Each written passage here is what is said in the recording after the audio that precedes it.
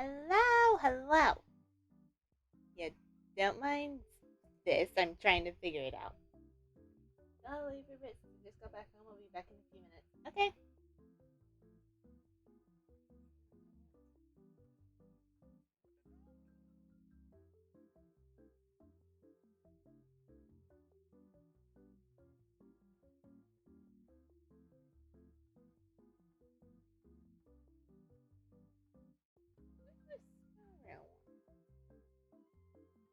Yeah, I'm trying to figure out how to scale it properly, but I'm having fun.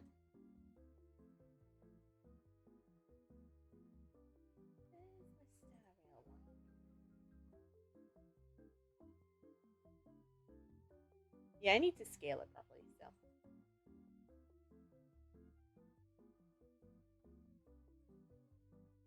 Give me a minute.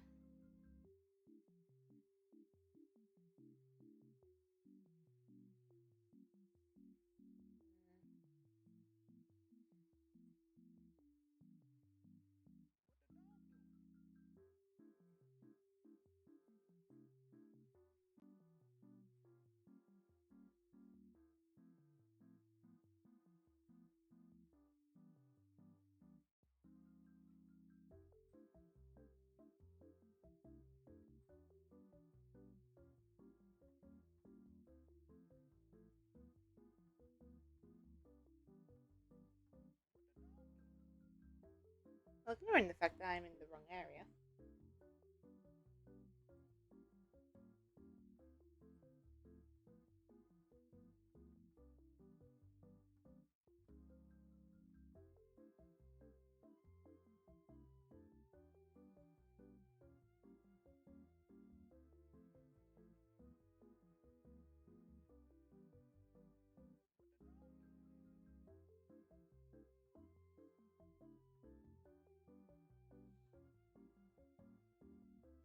Yeah, this ain't working.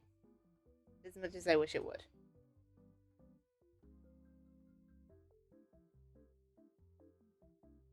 Wait a minute. My brain's all over the place. I'm sorry.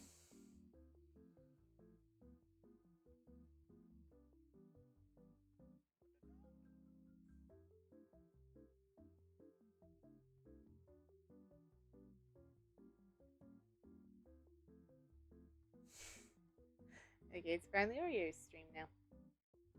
You go there, and you go.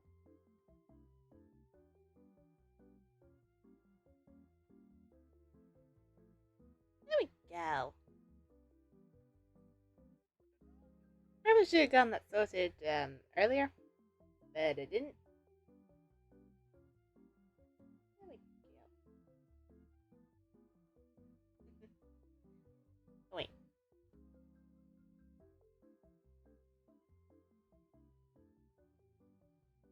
Let's get this started. I'm excited. Come on, I wish to play Star Rail.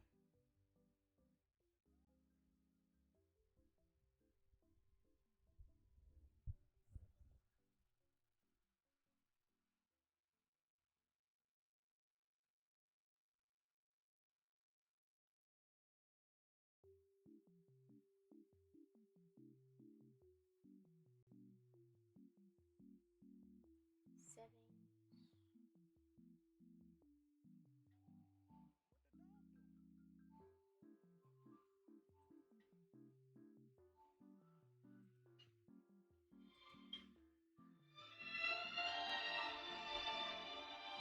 too loud. Too loud.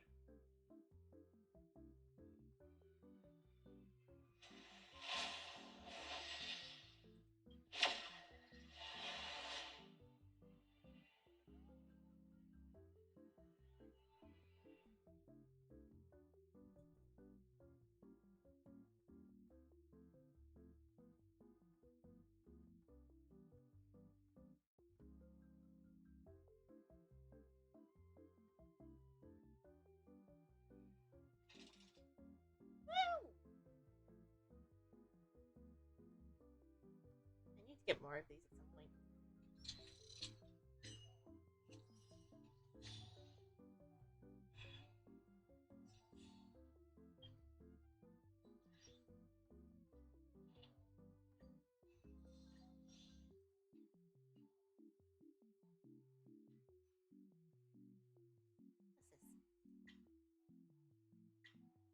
Oh, it's a Blind Adventure event. When does that start? Oh, it's today. Fun.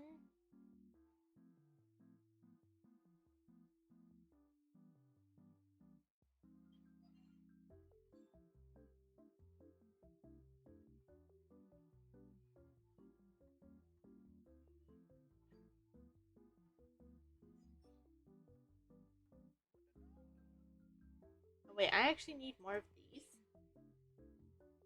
Oh, that is a first for me.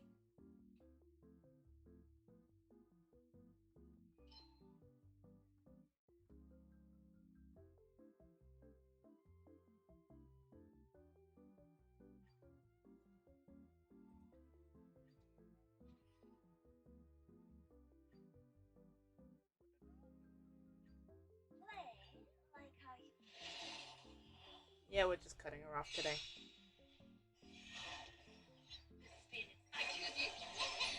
Loud.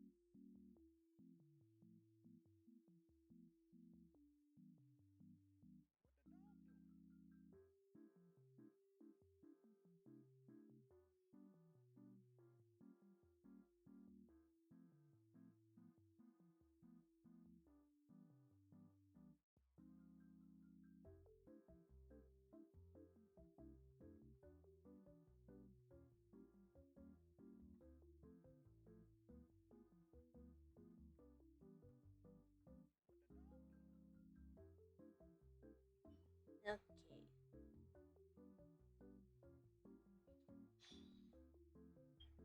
So we got that done.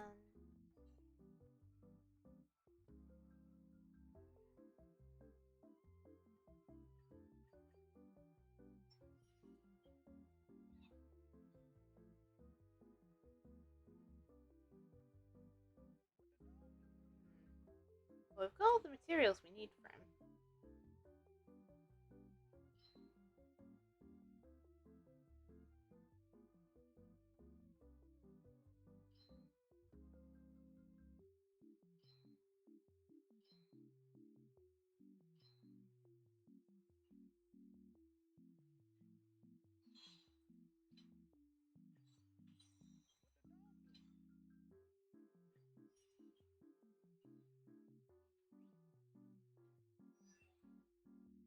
Okay, which character isn't level 80 yet?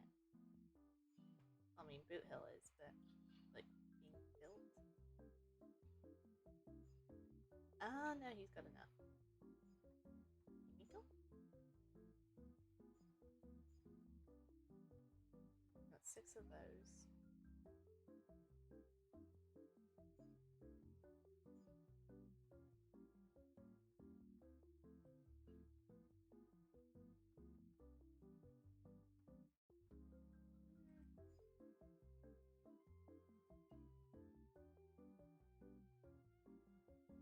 Now what am I doing? Do 2 runs on. Wait, how long is this gonna take?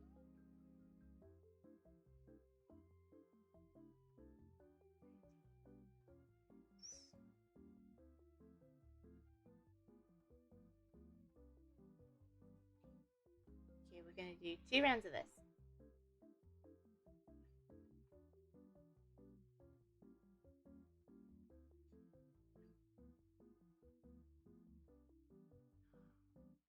Wait a second. While we're here.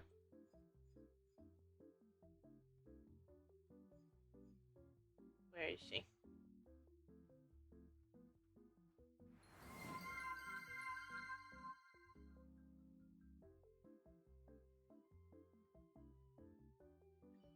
Oh, is it because that's a support blade?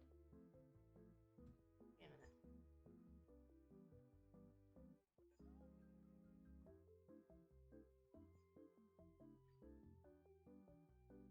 Why isn't it working?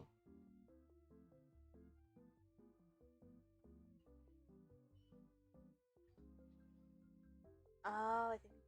Oh, thank you for the follow. Thank you.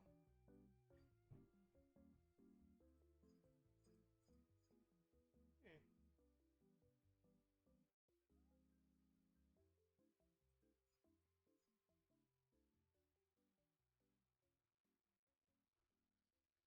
Hmm.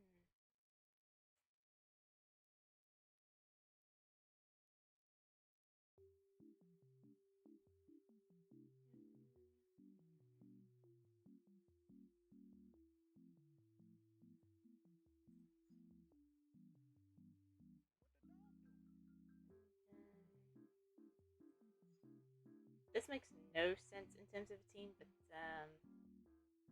yeah, I don't know.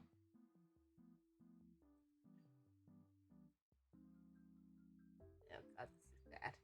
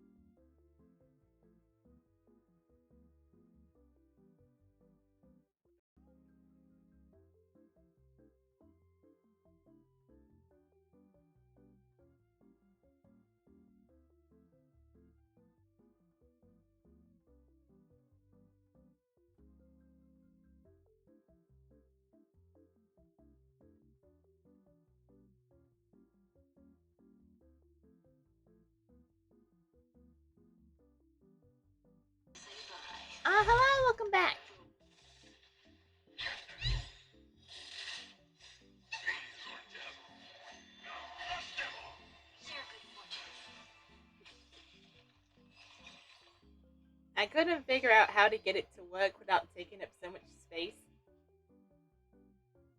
So yeah, we kind of canceled that idea.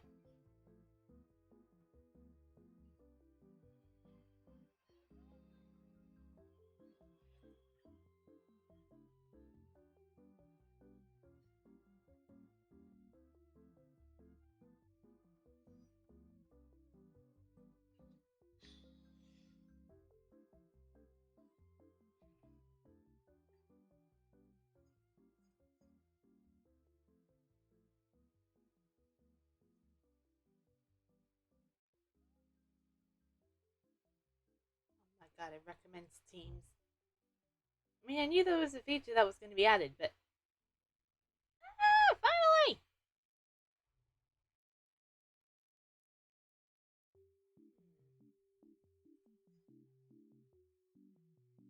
Trying to get an achievement.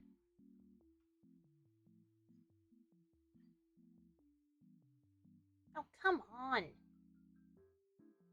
Why is it not doing it? Do they all have to be on the same level or something?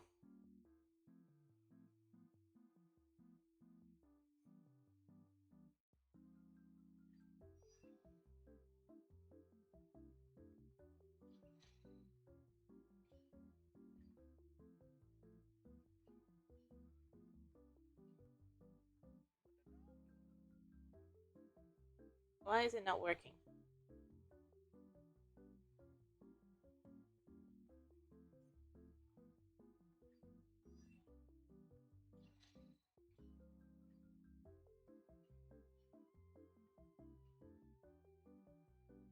Never mind.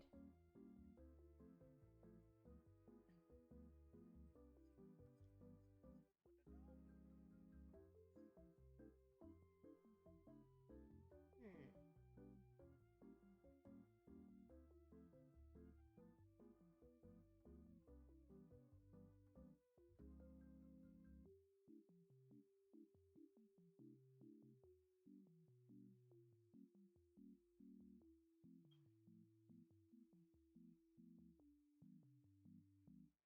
No, I didn't do it properly.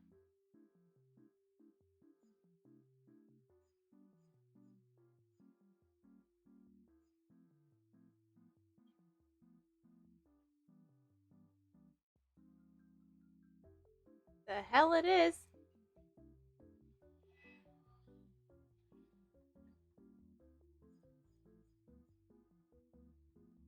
Okay, so who was it? I know.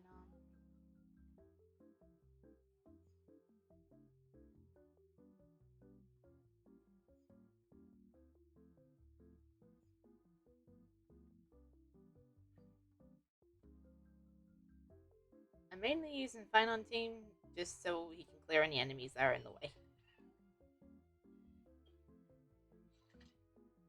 Go. Yes. Teleport to me. Oh, hey, accurate. Woo!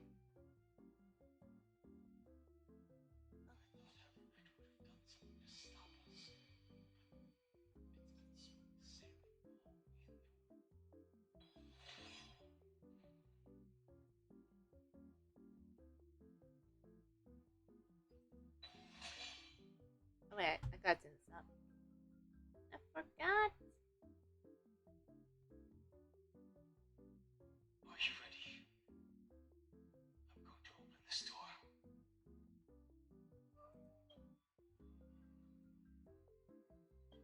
They're adorable.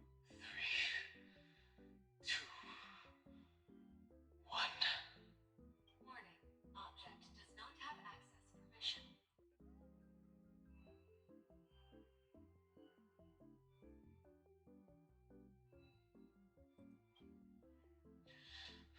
That means we're in the right place. I love these guys. They're so cute. Warning. Warning. Warning. Get ready. Incoming. Welcome. What? Silent B. Waiting for you. It mentioned your name.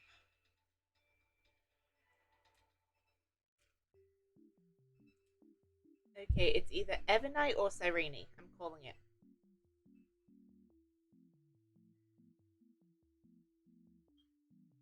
Also, I'm getting a feeling of deja vu. Like the first time I opened as I've written. Thankfully, Evernight didn't take that book. Let's try using it. Operation authorized. Protocol name. The seal's gone. Didn't think this book would have a use here. Apparently it does. Let's go!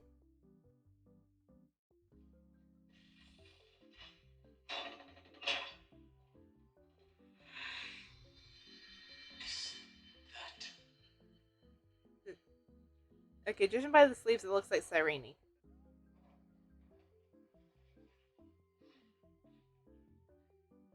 Hi. Miss me yet? Yes. Where have you been? I'm just messing with you. This is the first time I have met you.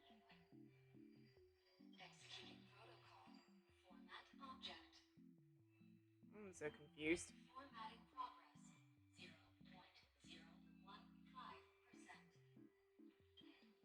And it looks like it'll also be the last. Something's wrong. She's not talking to us. She's not the mem you know.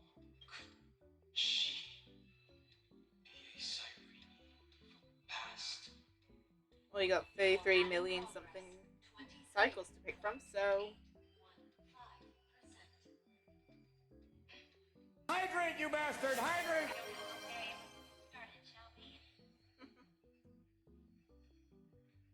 As always, I'll read this book to you. Hey, Ripples of Past Reverie! That way it won't just be Cyrene's memories alone. Formatting progress. 45.147%. You better speed it up. Where should I start this time? Let me see. There. Shall we start with the meeting between the Helcolythus' sage Minimos and the King's Aegis and Exa? What?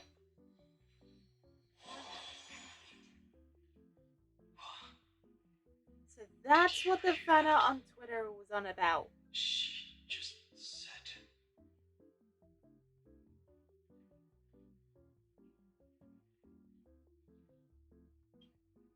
This is obviously not the history we know. It might be one of the possibilities in the 30 million cycles, but Cyrene should have died at the start of every recurrence. So why is she here? And who was she talking to? And that book she mentioned.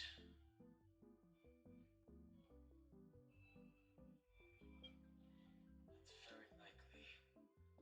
That door reacted to the book as well. Let's try copying what she did. Accessing. Recurrence number 3355037. Access failed. Error code Gamma 13. That's it. As I've written is definitely connected with this great tomb.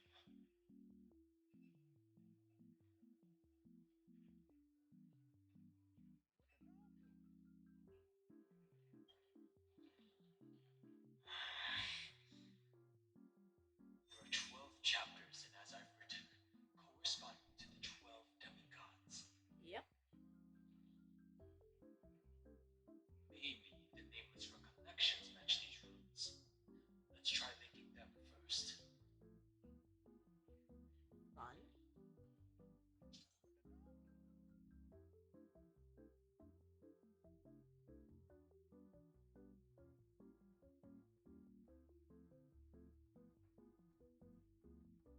Alright, so what's it saying? Collect the Titan runes projected by the tomb device in the space to proceed. Sometimes runes need to be viewed from specific angles before they align properly and continue downloading. Oh, okay.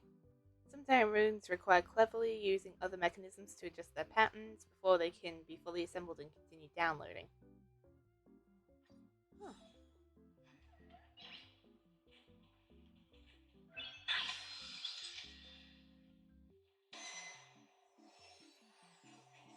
504. Downloaded. Hooperus. As expected, the data stream flew into the crystal in the middle. 30 million departures. 30 million shatterings. And the beginning of 30 million flame chase journeys.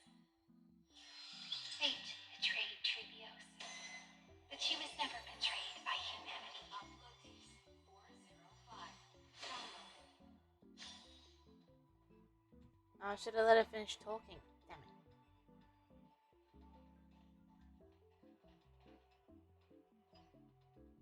That one.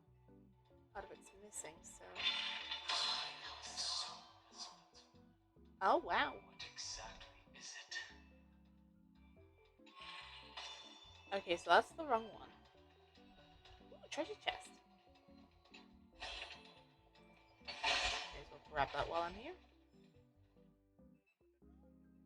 I need a way to get round, so it's gotta be this. There's gotta be a way we can get down there, right? Oh! It's one of those what is it? Prophecy tablets.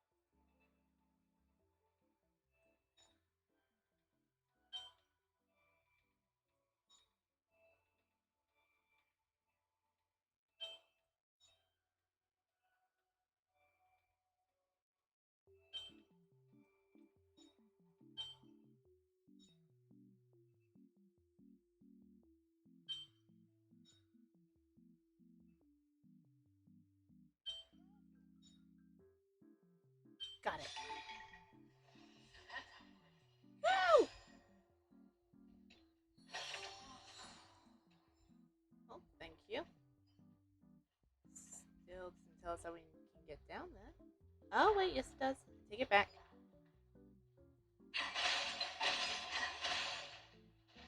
Thank you.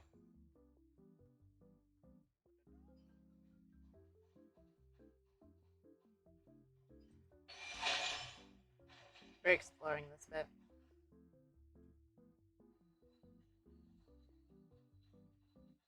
It's just full of sand. Looks good.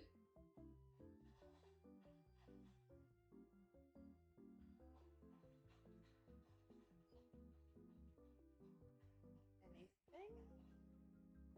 It's like a little door there. Oh!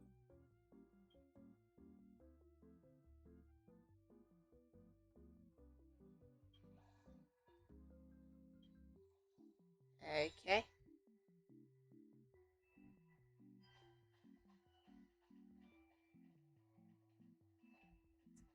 get up.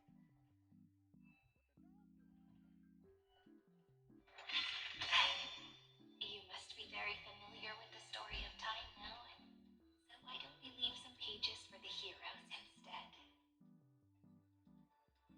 Okay. Break that. Open this.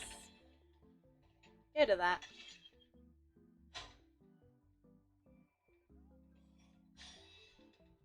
There we go.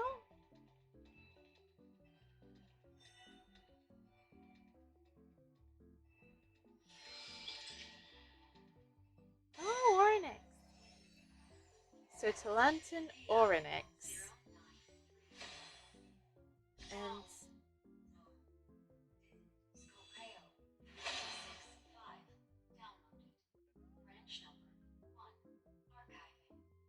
oh, got an elevator.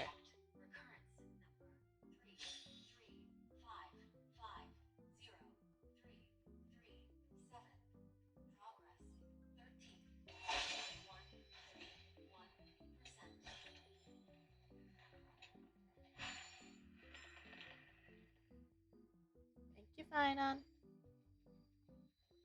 The world never learned how Surrender rewrote the law, but I believe it was Emporius's decisive move against destiny.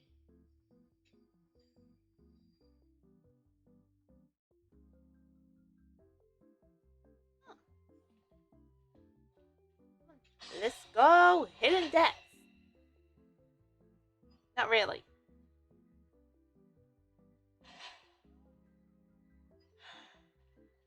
There's a notch in the terminal that's just the right size for this book. What? Where'd you see that?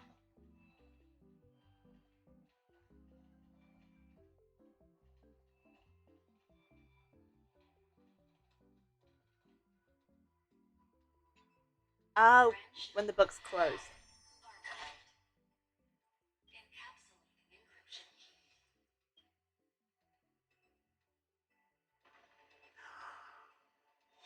That's actual hidden depths. This As I've Written book is a data terminal that has been modified by the remembrance. It might have looked like Cyrene was reading a story, but she was actually carrying out a data transfer.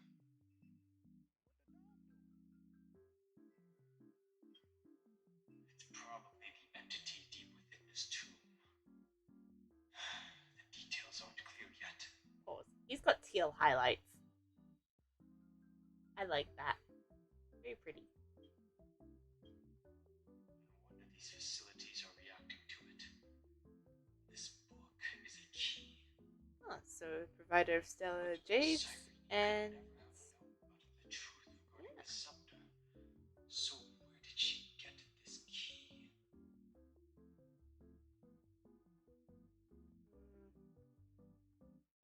IDs Elysiae, maybe?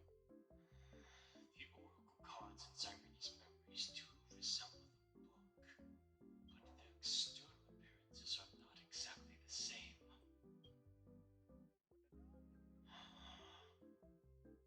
Do you remember, during her brief existence, Cyrene once encountered a certain Eon? Ooh, which one? Yeah. So, I can only place my hopes on that childhood dream. And the god behind Oryx that appeared in that dream. It's no secret that Oryx and Foley are related. That Eon also appeared when you encountered them. We still don't know the role they play in Emphorius, but if Cyrene accidentally stepped onto the path of remembrance, then her sacrifice wasn't just for resetting the cycle. There was another purpose. Encryption key encapsulation complete. Let's keep going for now. I'm loving this. My hypothesis holds, and the scene we just saw will replay many more times. Let's go! Cannot wait to add. Cannot wait to add to Danhang right there. Cannot wait. Ooh, pretty.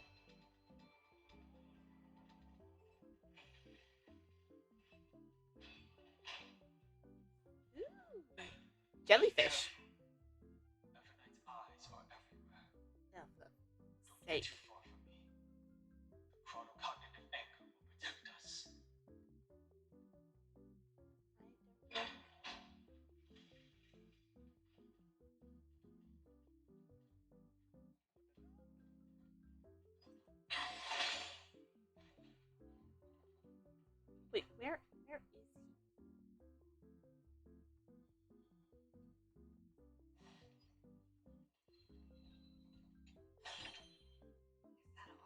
they're all gone.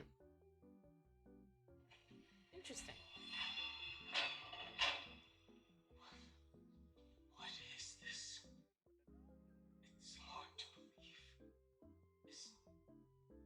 Is this still Amphibious? I am intrigued. We can't use any of the teleporter thingies, which is weird. Where would they take us, though? Hidden depths, probably? Oh no, that's a fall to the death. Where do those take us?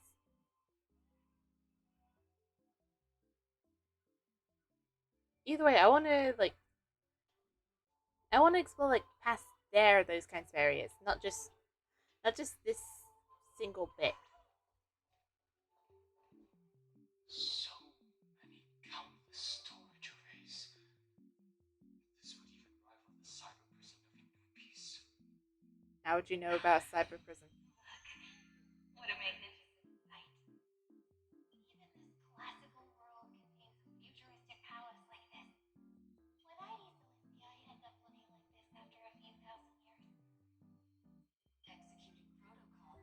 Format object. Formatting progress. 0.027%. It's always so on time. Never late at all. It's okay, I get it. It's just trying to remind me how precious time is. I want to share a story with you this time. I saw a little nymph on my way here. I'm so It was confused. on a fallen beanstalk. It glowed under the sunlight. It was incredible. I forgot all my pains at that moment and just stared at it in a trance.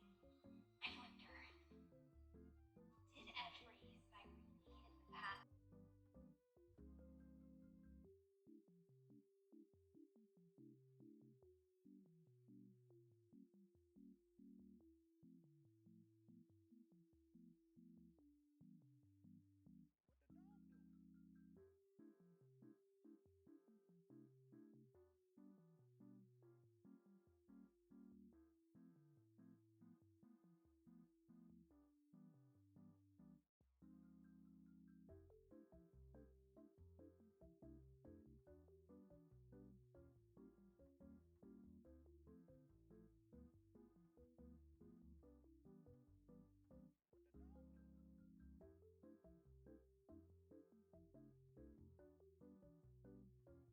The destruction. I love his That's theories. serene, vast, and that divine gaze.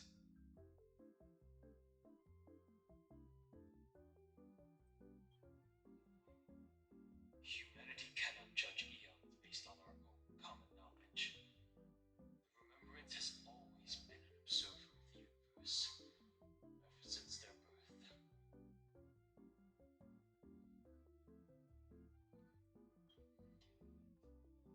That's to be expected. The various factions are only followers of their eons, and Fully was never known to be friendly with humanity. But there's still something I don't understand. According to Black Swan, the garden is internally fractured, and there's a party that craves the memory of an eon's fall. They would do anything to achieve that goal. Yet, I feel as though those memo snatchers didn't try to stop us at all. Instead, it feels like they were trying to cover something up.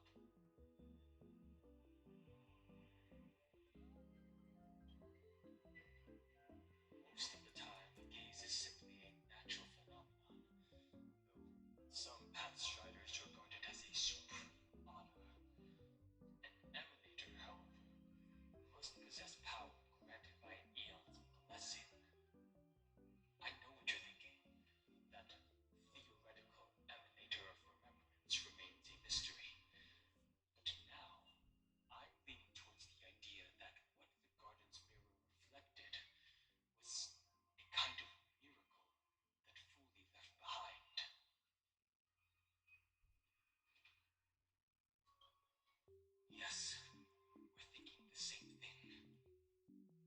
Legend says that You fully gonna fill sits me in in? meditation in the Anasra Pure Land, spreading the seeds of remembrance across the universe. And when the cosmos ends, all the different realms will be reborn in their garden.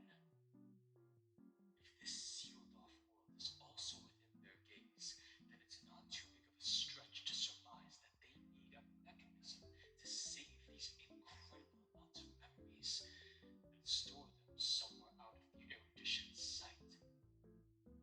This mechanism was previously the Time Titan and their demigod, but after Amphorius entered an endless loop.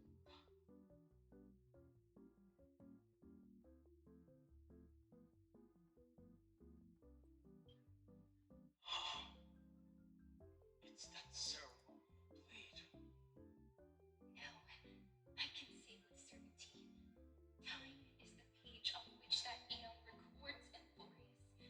If it fades from existence, and all that it records is lost among the stars, that eon will surely direct their gaze here.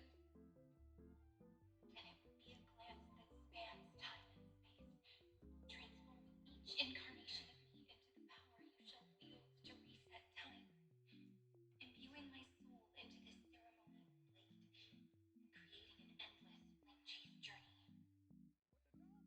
The ceremonial blade killed Cyrene at the start of every recurrence, and at the end of every journey, Cyrene's soul took the extrapolated memories stored within the blade and buried them in this great tomb. That's how the memories of Amphorius transcended the loop and were continuously stored, while the scepter had to revert its progress over and over again because of loss in its logic. Foley's blessing will not disappear as long as this process keeps going. I knew their gaze never left. As long as I record every page of this story and tell it to you, Amphorius won't be forgotten. Cyrene encountered the Eon's gaze and regarded them as the home to continue her world. That's why she offered them memories over and over, even if she had to turn herself into nothingness every time. As to why she insisted on keeping her human form and offering the memories through reading a story. It might have been the only way for her to maintain her sense of humanity and leave her mark in this world, even though everything was just her wishful thinking.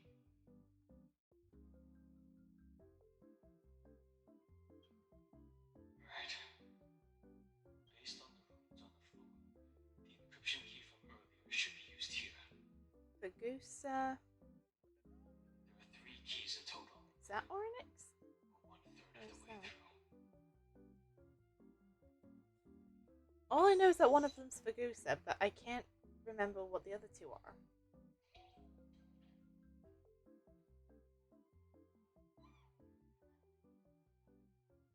Maybe one of them's Nestia? I'll leave it to you.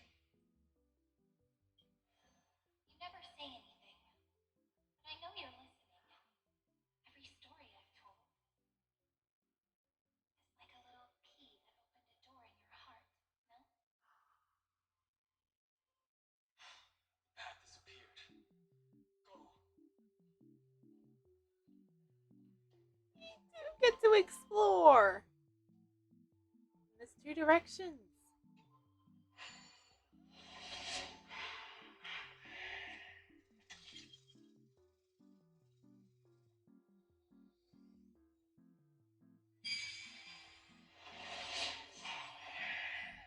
You get to explore. This is amazing. So pretty!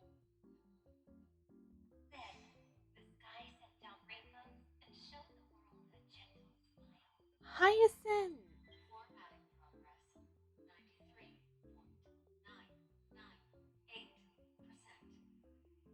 Looks like it's time to say goodbye again. Before I was even aware of it, this book had already recorded too many emotions. Every page has become so heavy. I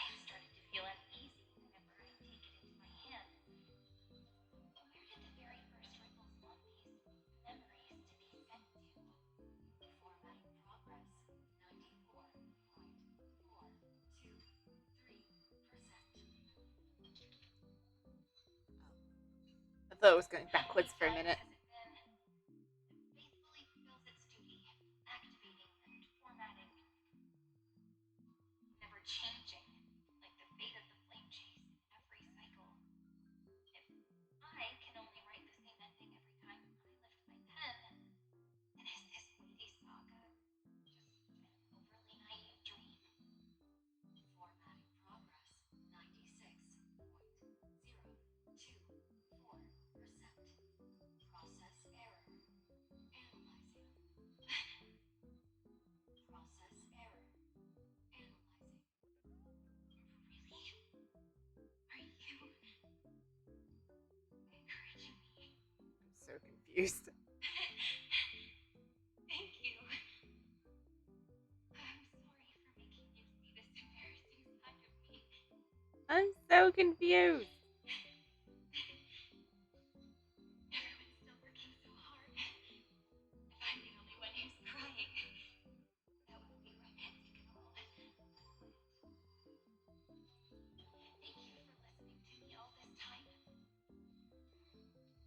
So, shall we continue? Or will this complete? The endless cycle took its toll on her. Even Cyrene could not resist despair when faced with eternal stasis. Like Aslana, she started to wonder whether everything was futile.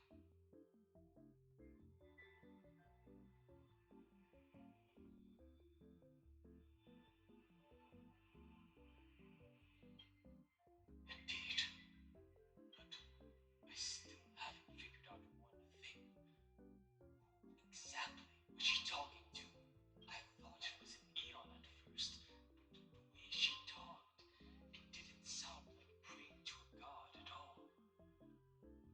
Maybe she's talking to her imagination, a hero within, but that wouldn't explain the process error.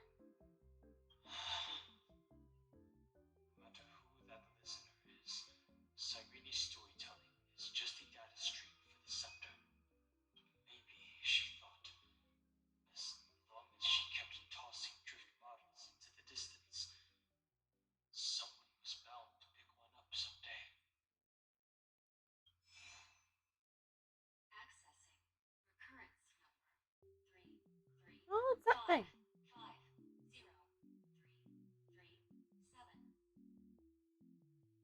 Once again, Castor is offered her final embrace to death. And Cassie! from then on, she started another lonesome watch. How wonderful would it be for someone to give her a real hug? Thanatos!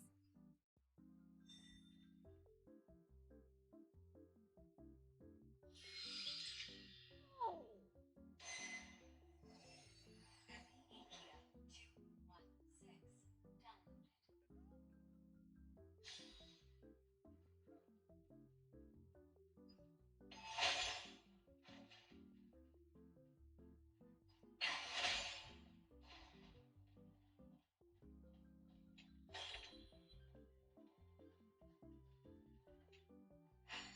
We do get to explore! Yay!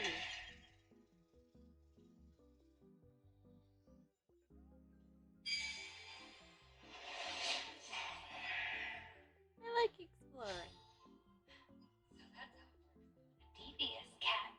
A trickery that fools the entire world. No matter how her identity changes, she will always end up being a pillar that stands tall for the holy city for 1,000 years. And Zagreus. Seems like we're needed here. Maybe to move the box out the way? Only be completed after the modules are inserted into the slot. Nope, wrong one.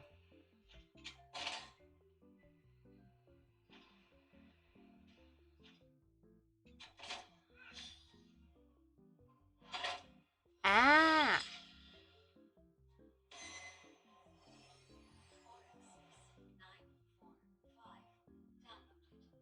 Okay, what are these, like, what are these file names?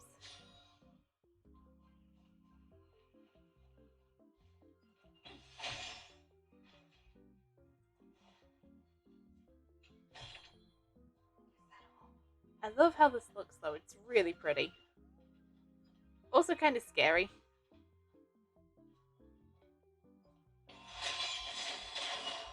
Idamos's road of strife once again reached its glorious and lonely end, as always. Oh, that's the Calamity Trio! Nikador? I don't want to fight him.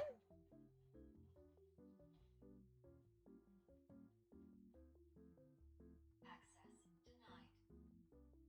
Denied access. Memories about strife are always so defiant and resistant. The fight is unavoidable. Come. Warning. Illegal operations detected. Warning. Try me. Illegal operations detected.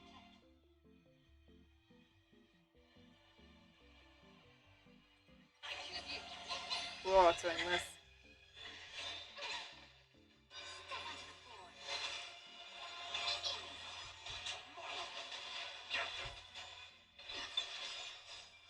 We can do anything. Boyfriend versus boyfriend.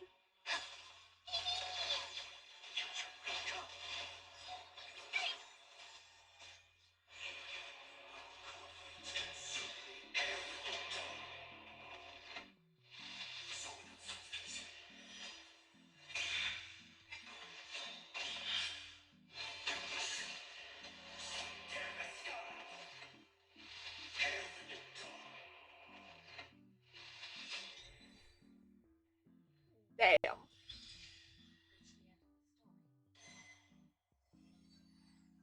the end of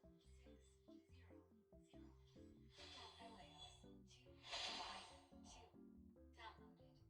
Branch number 2. Archiving. Object. Recurrence number 335503337. Progress 31.313%.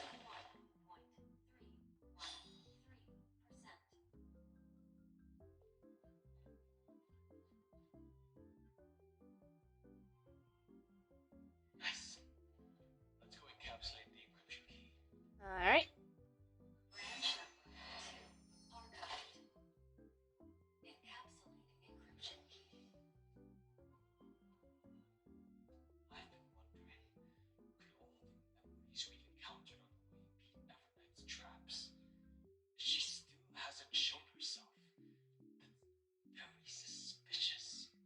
But I can't think of a good reason for her to do that.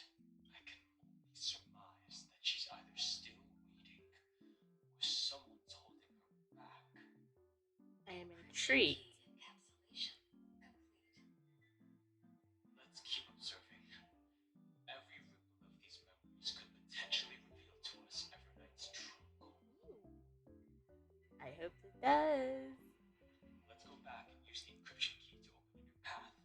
Oh, but I want to know what's down there.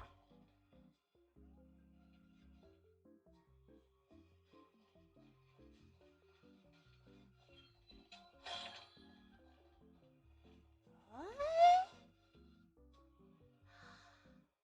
Oh, cool. Alright, now we can go back.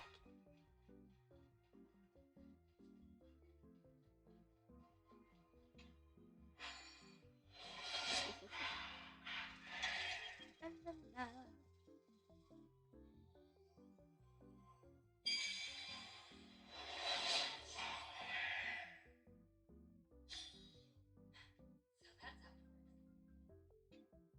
We'll upload the encryption key, just like last time. What could be behind this door? Glittering crystals? Or a beautiful world I've never seen before? Okay, so we've done Calamity. If I tell you all the stories of tomorrow, will I be able to finally welcome the Deliverer and Emporious's dawn in the next life? Emphasis on tomorrow. The third encryption key belongs to the ocean. Let's get going. Okay, so my guess. Zagusa, Kefali, And what's the other one?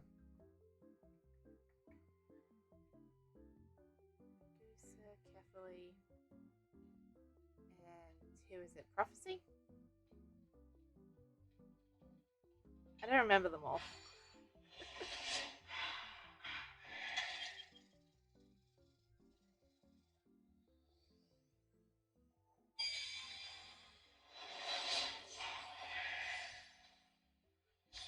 There's a lot of space anchors in this map.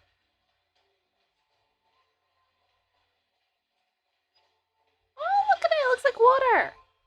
It is water. Look at it! Disappeared this time. Look at it! Oh, it's this thing! It's a huge fan. Use the chrono vessel over there to stop it.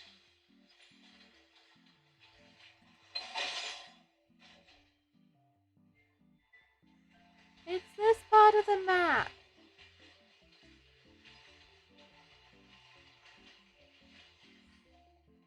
Hydrant, you bastard! Hydrant!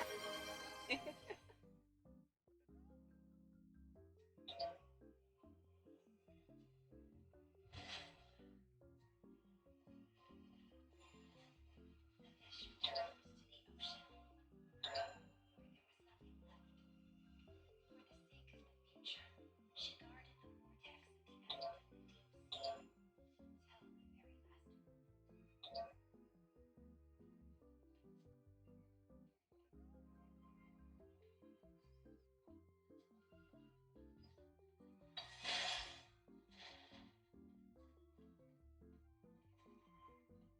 Ah, She's over there. there she is. There really is no end to her perseverance. Once again, the saga comes to an end. Everything is deathly silent, just like this very moment. It's another cycle of new beginnings, and another familiar reunion. Now that I look back, there was a period when I got really sentimental. I was so anxious, trying to find as many different memories as possible, hoping to bring some change to this unchanging destiny and find the way out of this maze. But I won't do that anymore now. Formatting progress 73.998%. Process error. Analyzing. Oh, Bubbles! Formatting progress 75.012%. I keep thinking it's going backwards. Process error. Bubbles. Analyzing. No need to feel sorry for good friends. There are no new blank spaces. How can a saga continue? Bubbles. I'm actually really lucky, you know. During the long years I've spent waiting for the deliverer, I will always have you here as an audience. Look at these memories I brought to you.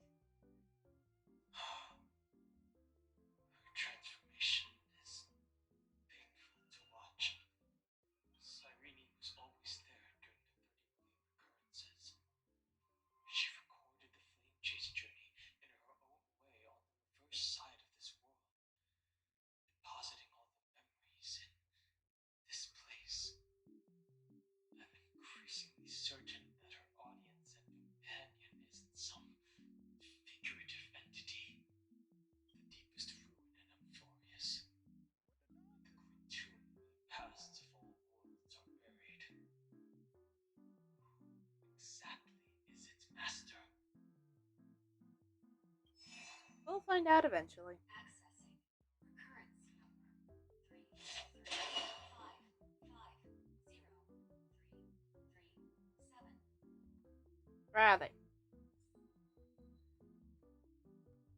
Anaxagoras once again completed the proof with his life. His answer was so complete. All he was missing was a last variable from beyond the sky. Reason! Schema 720. Done. What are these names? Carefully!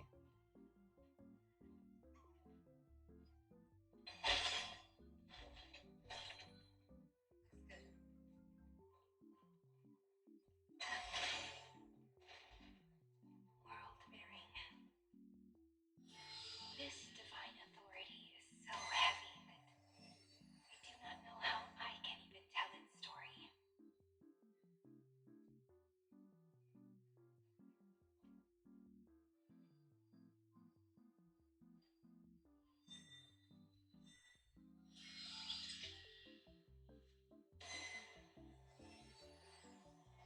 Ecos 496 downloaded. Who's next? Who is that? Romance.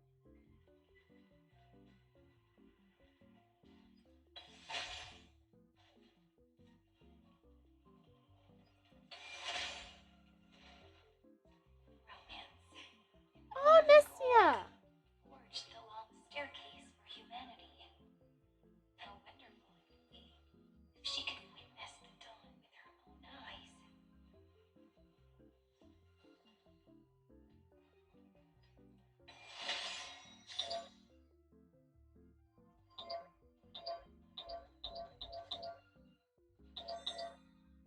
Nestia!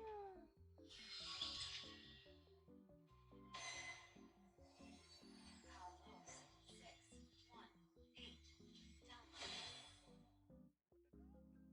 Amoria 32 downloaded. Branch number 3 archive. Object recurrence number 335503337.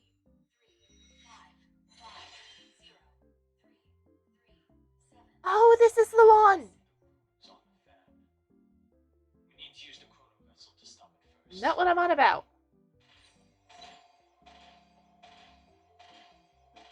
Dun, dun. Look, it's this one. I've seen how you do this. Okay, so. I'm sure you could use Remembrance Trailblazer, but I want to change characters. Firefly, or where is he? Misha. We're going to use Misha. I like him. That you? Yes, finally! We get to fight side by side. Oh, that's adorable. Okay, look. Wait a second!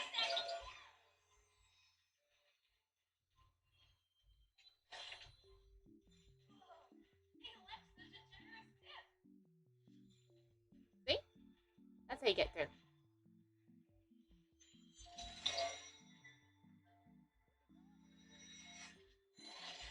That's how you get through that. I'm sure Trailblazer works, but I've seen Misha and Firefly be used as well, so. Wait, does Trailblazer work? Trailblazer does work.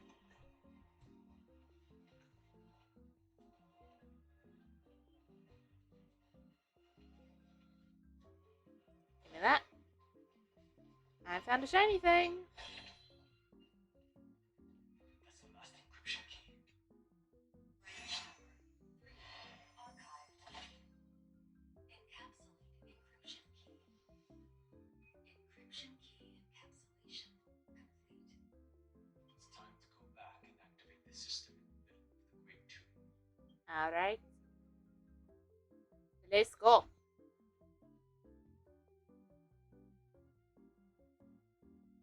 There's bubbles everywhere and I love it.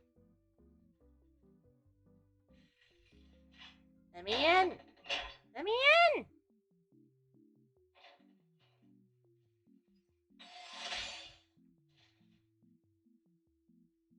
Golden scapegoat. Oh no, I forgot to wave the bubbles. No, I'm sorry. Oh, cool. Dun, dun, dun, dun, dun, dun, dun, dun, dun, dun, dun, dun. Look at all this is surprisingly fun.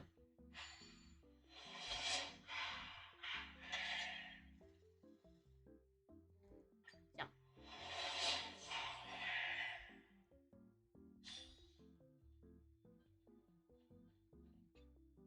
The third encryption key.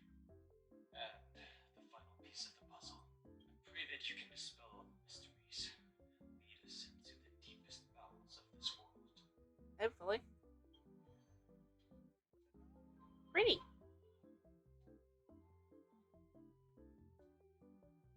Feels so shiny. Someone once told the very first me that everything was false. That the only life in Emporius was a great catastrophe, nurtured using the world as a factor. Hello, come in. But how could a dream feel so real? That's why I didn't agree with him. My good friend, I'll read this book to you for the 33,550,335th time. That way, it won't just be Cyrene's memories alone. Oh, so like 2 cycles ago. Or the cycle before we first showed up. I want to go up there. Can we? I want to go up there so badly. It doesn't even make me feel cold anymore. It's like a ceremonial conclusion, ending every cycle's narration with a full stop. Then there will be a new me returning here with new memories. Before I knew it, this palace we built together was no longer a dream that Irene alone indulged in. It's now a saga, composed by you, me, and all the flame chasers. It's our weak but endless prayer for tomorrow. There will come a day when someone turns over this nearly eternal page and awakens all the dust-covered memories, so they can be recalled by the world in a more beautiful form.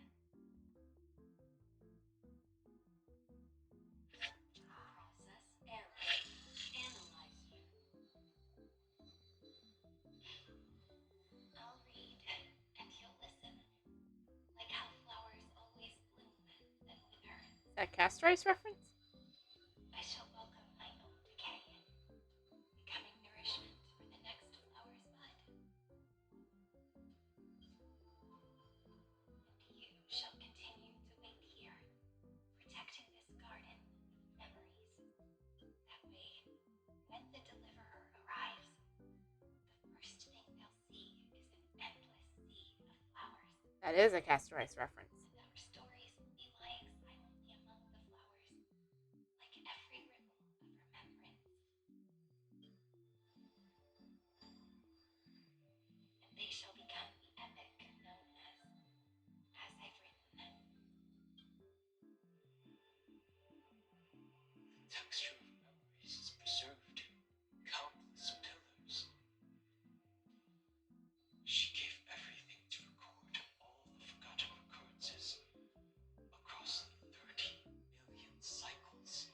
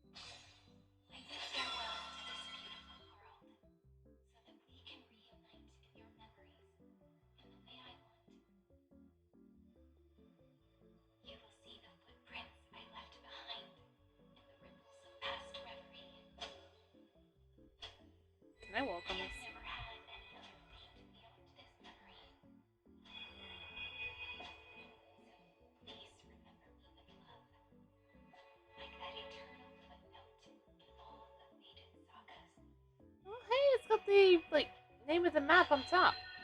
Open this book. I'll be waiting for you.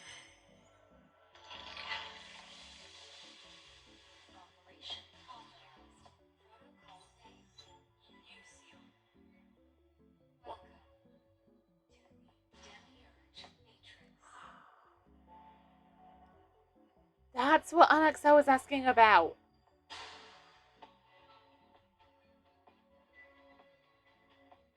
So this is what Ligus fears.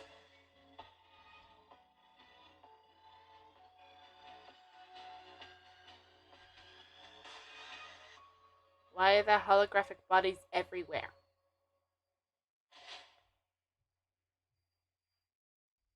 Okay, wow, that is quite the distance. They're all Cyrene!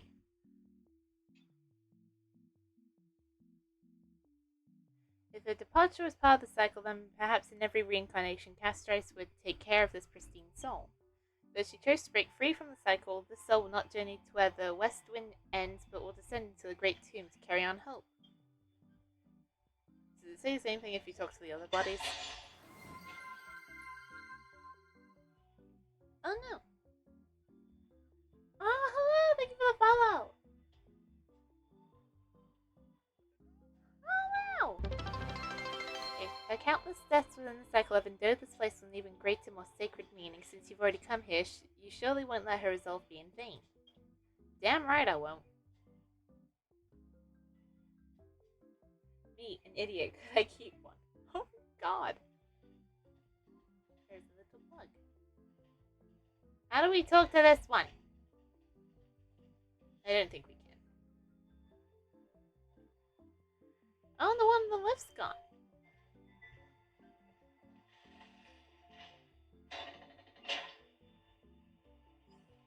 There's so many. We're gonna talk to all of them if possible. That listener lies behind this door. I don't think we can talk to him. Oh no, we can't.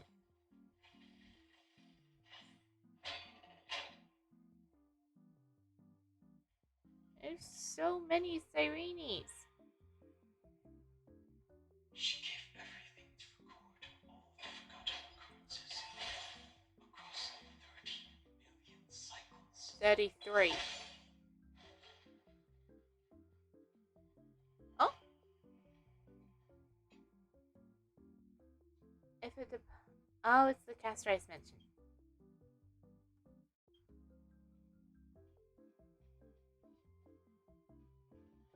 Talk to this one. Same one. That symbol at the end of the room. The It as belongs to the 13th Titan, the unknown planetary god. The first news for Demiurge. oh, they're finally reuniting. Stay away from me. Also, once you walk past them, they disappear. Oh, go away, go away. Joe.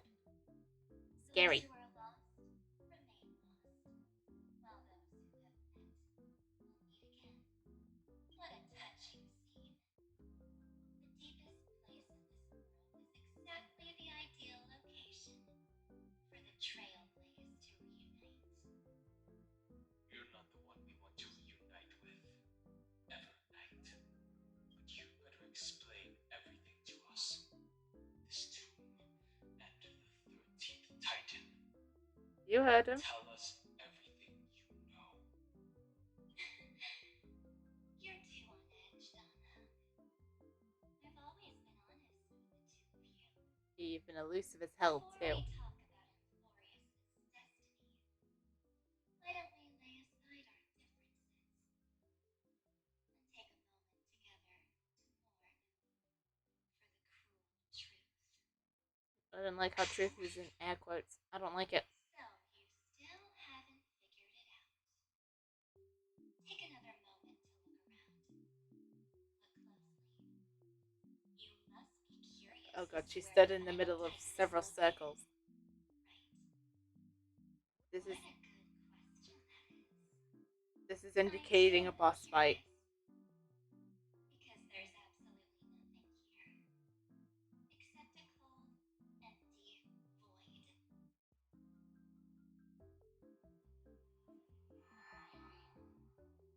Cyrene was deceived. Where's Lux One? Indeed. Thule planted a false hope in her heart, making her believe that she was special and that Amphorius still had a chance. Then, that poor girl walked into the great tomb over and over again and willingly offered herself to the remembrance. Why did they do that? Did you really think they would just save this crumbling world in the way Cyrene was praying for? Don't be naive, Memo-keeper. In this game between gods, the remembrance chose to stand with the destruction.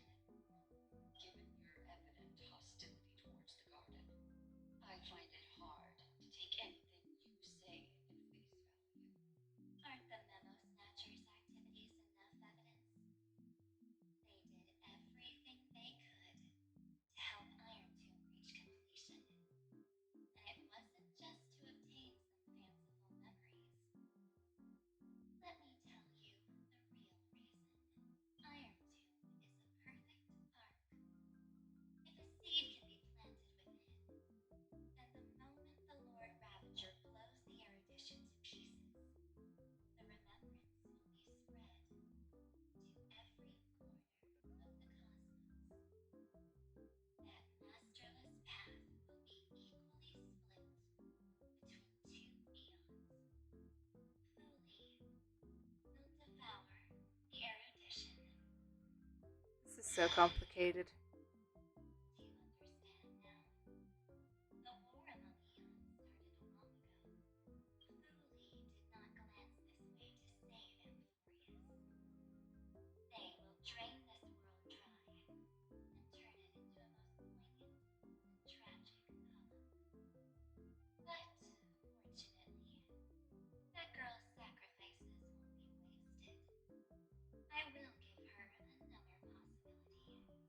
I promised her that I would recreate the cause and effect of this world and form a flawless Amphorius. But the only way for a world that can't be turned back to be considered flawless is to burn it with a raging fire until nothing remains. Is that what that pink bubble was on Plan about? to destroy all the memories Serene has ever recorded. That's right. I'll set fire to all the stories, all the emotions, all the futility. I'll turn the garden's conspiracy to dust. What the heck? Setting fire to this much material will be enough to completely annihilate the scepter's operating logic. Iron Tomb will lose the soil upon which it grows, and Amphorius will be truly set free. Is she doing this because she The cares about freedom you March speak of or the is Trailblazer? no different from destruction. Everything this world ever was will disappear from the extrapolations, never to be regained. You trying to appease to That would also empathy that she doesn't have? your memories, by the way. That's right. That's why I needed your help, little bird. The more we walked together, the more I was convinced Uh-oh. that you have a beautiful Dharmakaya. It fits me very much. So that's why you took me here. Your true flaw is a bottomless obsession. Give me a minute. Just give me a minute.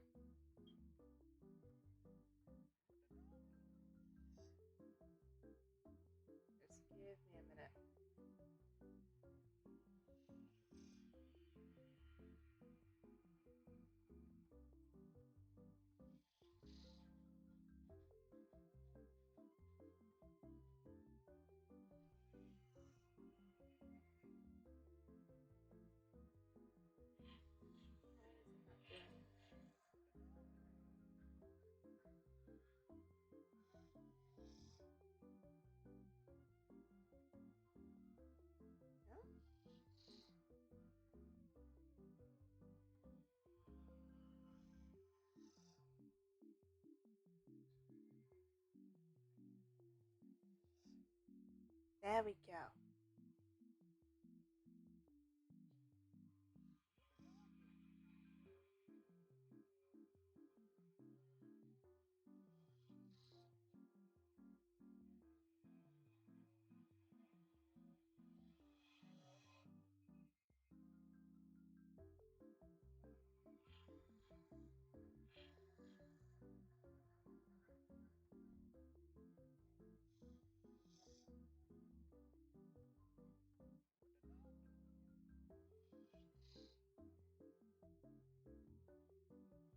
Why is it not doing anything?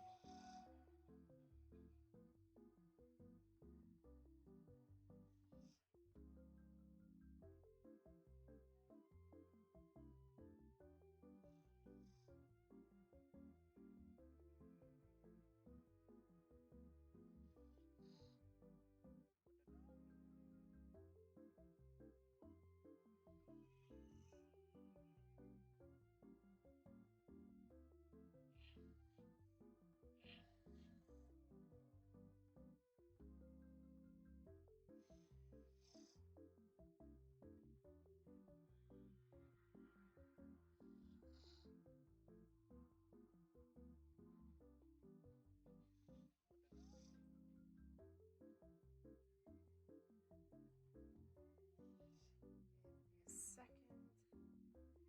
Trying to grab thumbnails midstream.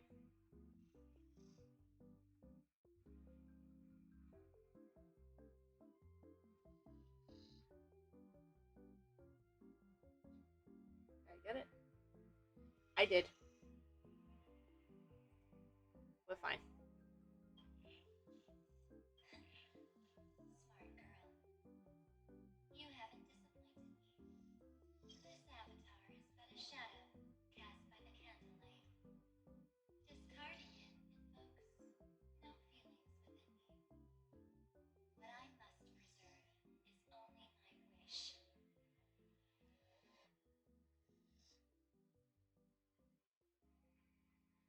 My wish. To kill the path of remembrance.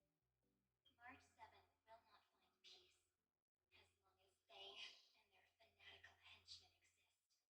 The road ahead is still long, and she needs a guardian to stand by her side. You are my best choice. Allow me to refuse. That duty seems far too heavy. Resistance is pointless, my darling birdie. I will personally plant myself into your heart. And once I've calmed down those two, I will head into reality and find the true you. So, that wasn't enough to fool you. A genius's mirror trick and a protective mechanism of the erudition. Is that right? Those layers of security do make things a little difficult. But unfortunately, those two things are already right outside the door. Your plan is about to encounter few mishaps until we meet again, Miss Reunite. Will you still not stand with me, my companions? We'll save the beautiful cosmos, and we won't leave you with a single scar behind. I didn't buy it.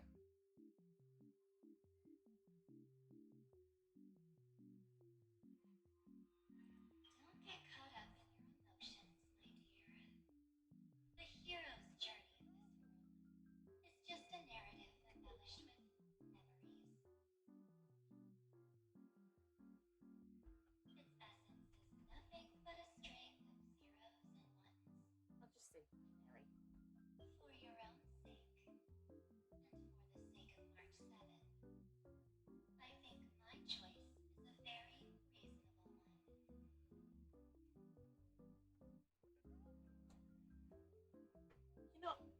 I keep wondering if Mina Aoyama actually E6S5'd overnight.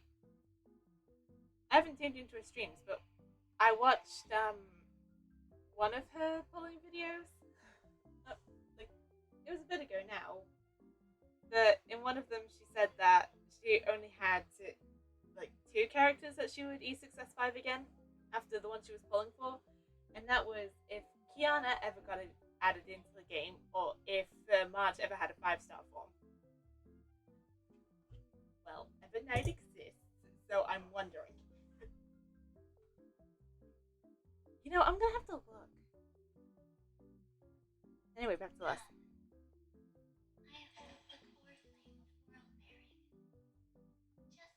I don't buy it. If you honestly thought we would agree with you, Pop off, non that just proves you don't understand March 7th at all. Pop off. Hey, she looks surprised for once. I really can't get along with people like you do. But in order to make sure you can still embrace tomorrow and continue this carefree journey, some memories must be set on fire as the sacrifice. Why is it raining? What can change a person's nature? Is it memories? Unfortunately, the result is just the opposite.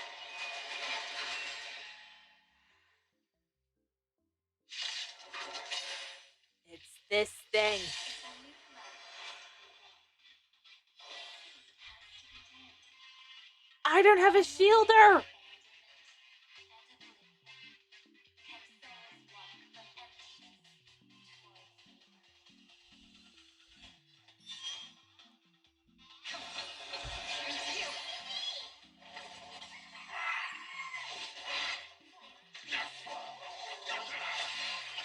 Oh wait. Victory now rests in my hand. Step on the floor to the defeated Oblivion. Your downfall is complete. Oh god, I wasn't prepared for a boss fight.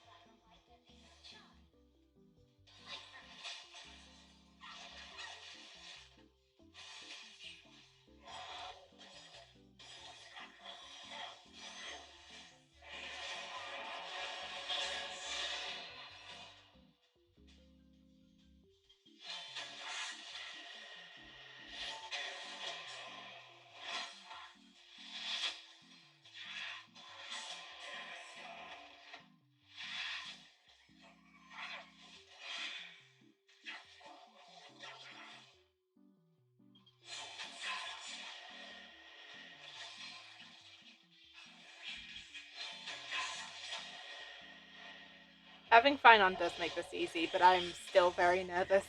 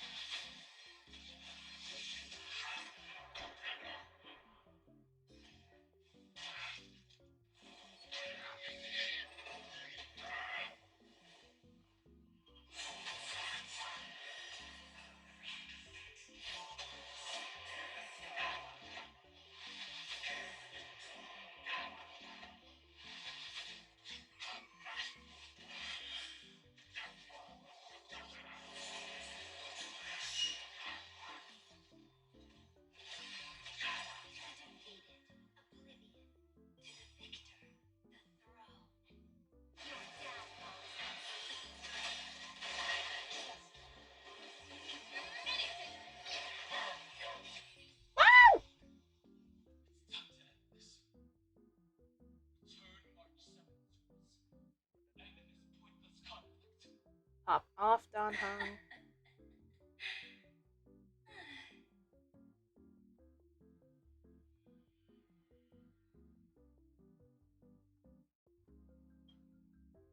Don't get the wrong idea. I just need some time to deal with some unnecessary trouble.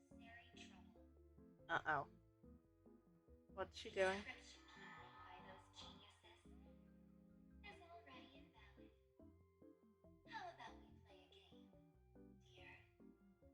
These Don't worry. these nicknames are killing me.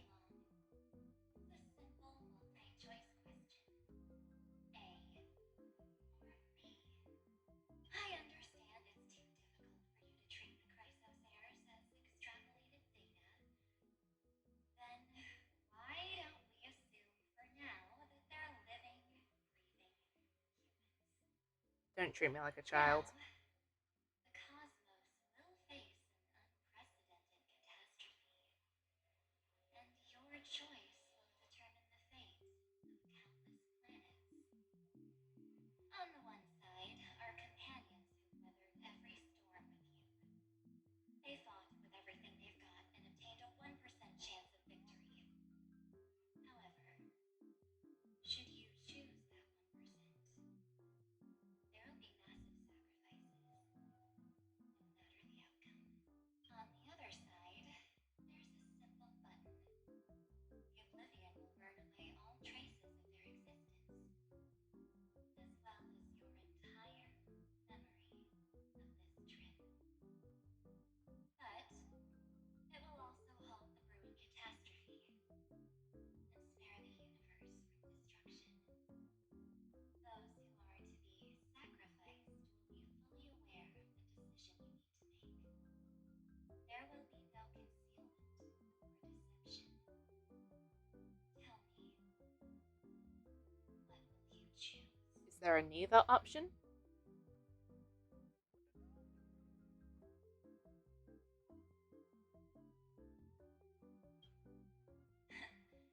You're right. This choice is meaningless and unimportant. The only interesting thing is the number of people making that choice. What did you do with him? I've just posed the same question to Don Hung. The answer doesn't matter. Let me see.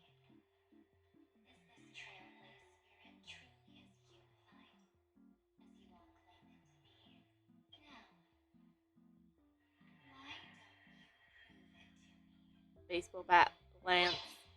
We're gonna flip and enter. Oh man! Another damsel in distress rescue! Lays out again! Oh, I'm so glad she's back. Don't think you can do something, little pink Memos, right? What weapons do you have to stand against me? Besides your somewhat witty words. Don't underestimate me. Besides my charm and eloquence, I can stir up ripples of past reverie. What? We don't have time for endless chatter at crucial moments like this.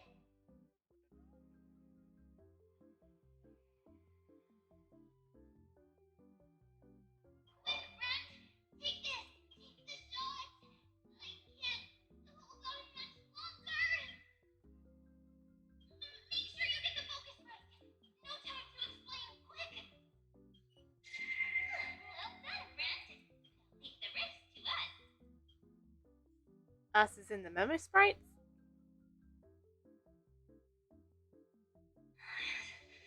Oh, Sunday. A light cone made from someone's memory.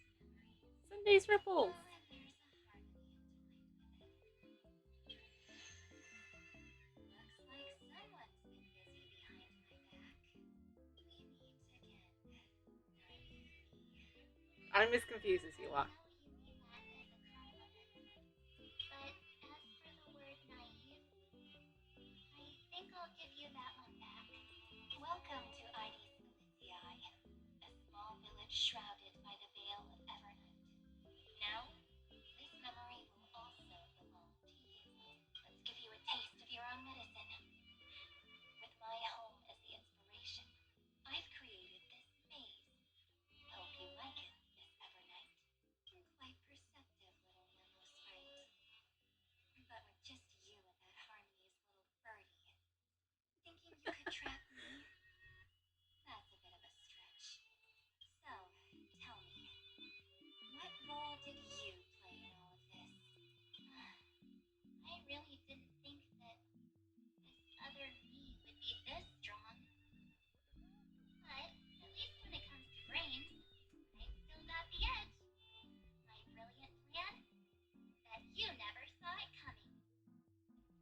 Wait, did March double cross Evernight?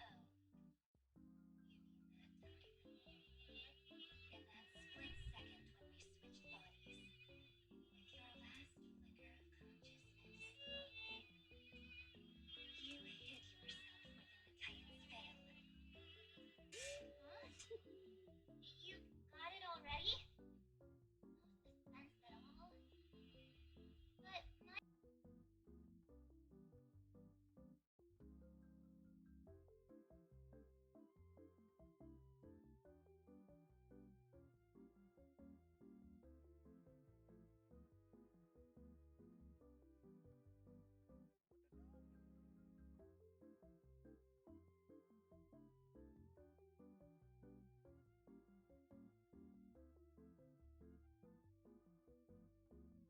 bit of my consciousness left.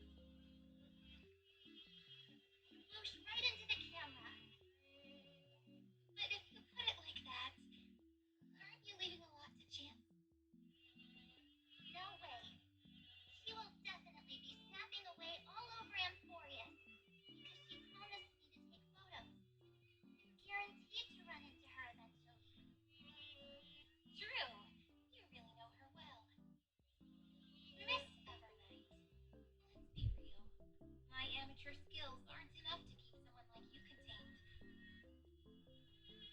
But if March 7th were here, that would be a different story. Because there's no way for you to ignore her, right? Fine. Lay it on me then. After going on such a long detour, what exactly do you want to do now? First, I want to thank you for protecting her and Don Hung. But what you did later went way too far. Well, there's still time. I've got to make you change your mind. There is something that truly puzzles me. How did you find yourself again? After giving up all your memories and becoming an empty soul. Good question. Looks like you aren't so omnipotent or omniscient after all, huh? The answer is simple. I have been dozing inside the camera all along. First it's ice, then it's her room on the Astro Express, and now it's the camera. So when she told Cyrene in this cycle about her interstellar travels, those memories of journeying with the Express entered my mind as well. I may still be far from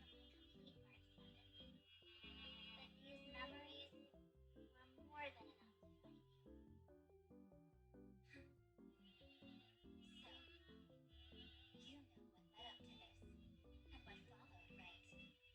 Go ahead.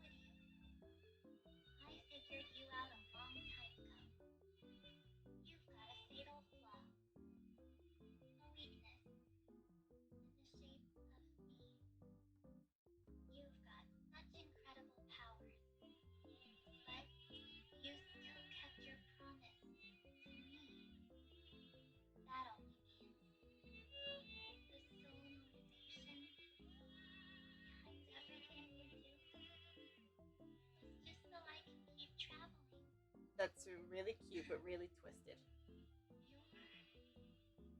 You're not as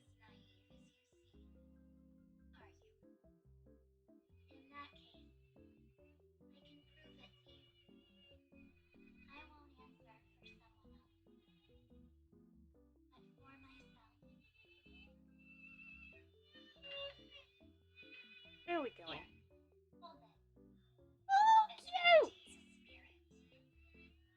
If you want to seriously think about it, this thing actually counts as my body right now. I need a screenshot.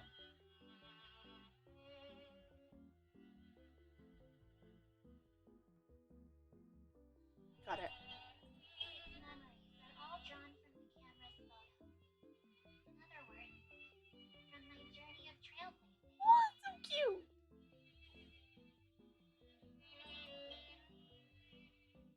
While I was awake, you were always sleeping.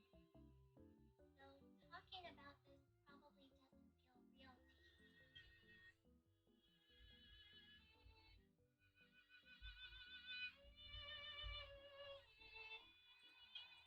So, why don't I walk you through these memories all over again? The spirit turned into a journal. This is so cute!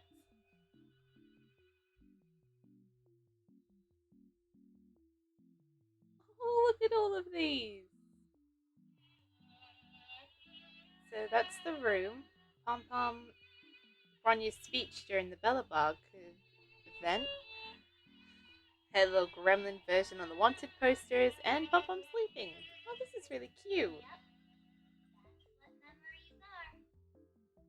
You don't know where they are, and you don't know what you actually remember. But when you need them most, the forces that have once changed your soul are guaranteed to appear again.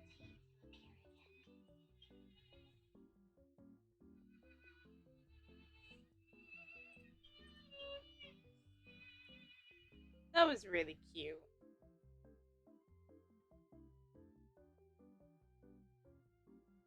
So, how was your first trailblaze journey? Why are we in the reverie? No, wait, Dream Drill Holstery, why are we here? Oh, no, wait, I'm wrong, we're in the potty car.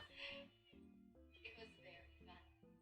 We should still be careful in the future. First trailblazing expedition, the girl got stabbed. Come on, Don Hug. We're here to celebrate for her tonight. Don't be such a buzzkill. Aw, that's so cute. Don't listen to him. Listen, I am practically a trailblaze expert. Stick with me, and you'll be just fine. You call this trip fine? Well, that's because we could only find 700-year-old guides online. So, you've been a lot of places before? You bet. Capital of Passion, Calcis, Tychean. If I count on my hand, it looks like this is my sixth stop. That sounds like food. All my souvenirs are in my room, but they're just a bit of a mess right now. I'll tidy up later and give you the grand tour. Oh, look at this. A Belabogian notebook. A special souvenir I asked Rania for. She prepared quite a few gifts for us. Brought jail marrow, Supreme Guardian medals. But I only asked for this little notebook. What's so special about it? The previous Trailblaze missions were all on super high-tech worlds. Forget about paper books.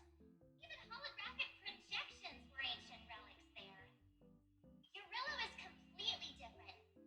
Watching people record their lives with pen and paper, So she's I finally scrapbooking? understood why some still cherish writing journals by hand. She's scrapbooking. It's just like calligraphy.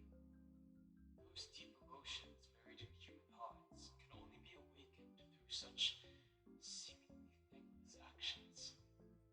Donhum, you truly embody both a fierce beast and a delicate rose.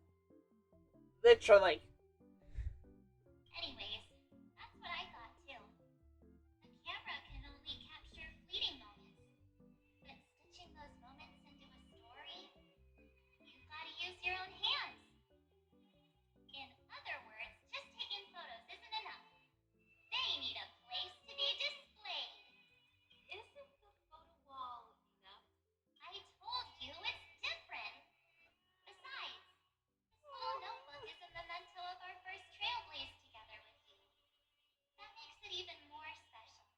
Adorable. Anyways, the next stop is the legendary planet of festivities, Penacony. But the screen said it was before we were going to the Xianzhou. So, when we get there, I'll make sure we take tons of pictures together until the memory card's bursting. Fine by me. And one more thing. If I'm ever too busy to get off at a stop, Wait a minute. this camera is gonna be in your hands. Oh, wait a minute. I just remembered why. Because she's saying they were about to go to Penacony. But the screen said it was before the Xianzhou, and I literally just remembered why there was the detour because Kafka intervened. Oh dear God, I've forgotten most of the lore. I don't want to miss a single trailblaze. So you all need to practice your photography skills until you're at least 80% as good as me. Got it? Aww. Back then, I was only half joking. I never thought I'd actually miss out. And after just 2 stops, too, those 97 days alone had me on edge. I honestly thought that was gonna be it for me. Thankfully, with my quick thinking and start planning, I managed to keep up with those 2. By hiding in the camera. So what? That's still trailblazing. Oh wait, that's the boba tea from her. Like, what is it? The Sword and Remedial Blade event. Aw, The cute. camera is my true form. That might have been a joke, but it came true this time. Well, yeah, it was super inconvenient. I couldn't help them when they were in danger. Couldn't complain when they talked total nonsense. And watching her snap a terrible photo, I couldn't even control the shutter. But I stuck with them all the way. So where we are now, together with them, I got to know this beautiful yet dying world. I claimed our first core flame on the flame chase journey. I met new companions and bid them farewell. I inherited everyone's determination, carrying it forward into the future they fought for. One they can never see. Oh. So we have a third deliverer. Finon, Trailblazer, March. Until my destiny becomes one with this world, rewriting the predestined tragic ending, and returning to the true starry skies together with everyone. Wait a minute. Explore, understand, establish, connect. Wait, is she going through what is it? Like principles of trailblazing? Only then can I pen the name March 7th into this hero's journey called Amphoria. Oh, To this butterflies. unprecedented trailblaze. Well, that's cute. Okay, so this is the one where we joined. Looks like our trailblazing Amphorius is coming to an end. Oh, that's so cute. While we still have time, shall we pick out some materials for March's journal? Aha! No way we're skipping this one. Oh, look at this! Look at them! They're so cute. Huh? When did you take this? Wasn't the storage card full? I still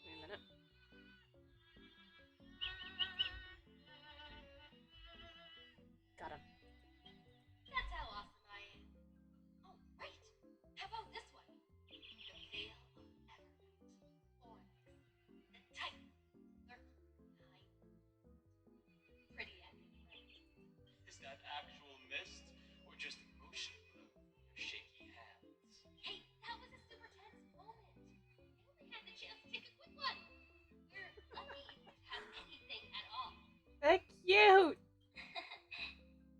These two need to be a canonical ship.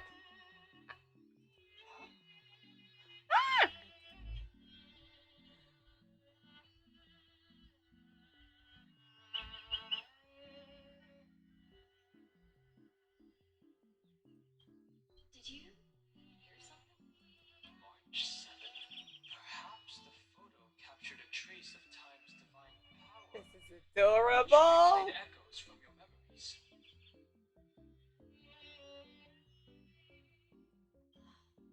All right then. Let's keep going. If March were here, she'd definitely have plenty of great ideas. We went back and forth like that, discussing for hours. Wait, I want to get one of this. Got it. It's like they were arguing about which game to play. How to sneak midnight snacks from the dining car without Pom Pom noticing. Or who was gonna wash Miss Himiko's coffee cup. Like Is every her other coffee night. really that bad that people have to debate over who washes it? They've always been by my side. No one knows about my forgotten past. But no one holds it against me. That's because We can't go back to the past and make better choices. But at least we can do better in the future. isn't that right? Did she get through to Reunite? I still remember the day when you first put on these clothes and looked in the mirror. Your eyes were so clear. When all this is over, I hope the mirror can still reflect those same eyes. You're pretty naive too. Always hoping that the mirror will show the most beautiful side. But you don't even trust that you reflected in the mirror.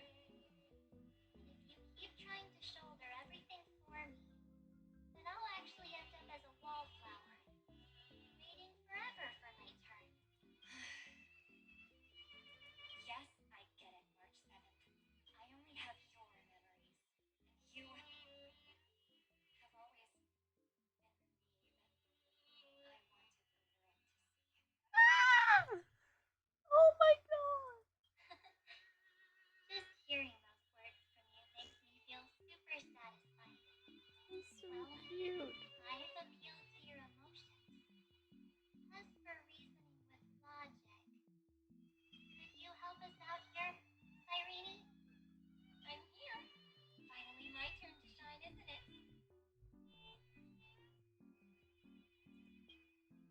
Miss Evernight, you've been so fixated on your targets that you probably haven't even realized that a massive variable has emerged in Emporius in this cycle. Someone gonna tell me? Emporius is about to be destroyed. There's no time left for pointless debates. There is only one law I want to overturn to aid the final battle of deliverance. So I will only offer the life of one demigod. What law did she change, and what did she change The it to? Imperator added one extra rule to the final Aranova at the cost of her life. That's how she can ensure Emporius doesn't become a sacrifice in the cosmic conflict. Even if this world has to exist in the form of Iron Tomb, it will stand on its own among the stars, just as she had wanted. Interesting. What does she want to do? Simple. If any anomaly occurs during the Aranova process, all foreign elements will be eliminated immediately. Whether it's the Remembrance or the Trailblaze, and the 12 core flames will complete the final Aranova through the purest form of destruction. A daring nature indeed. That ruthless Imperator. Could she have already sensed that the Remembrance was plotting in the shadows? Maybe. Who knows? No. You managed to fool everyone. There's no way she could have known your plan. Modifying this law was just a precaution to prevent the Astral Express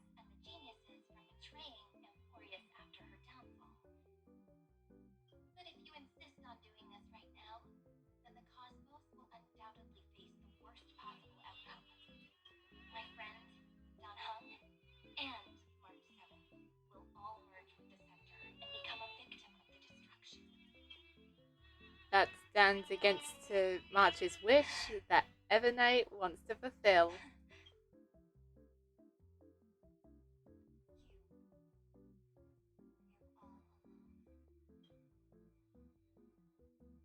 Yep, but I decided I needed to have a heart-to-heart with you first. I won't be afraid, even if my inner world is nothing but an Evernight. That's because my journey's destination lies among the stars. I believe what lies ahead will be bright enough to illuminate my path.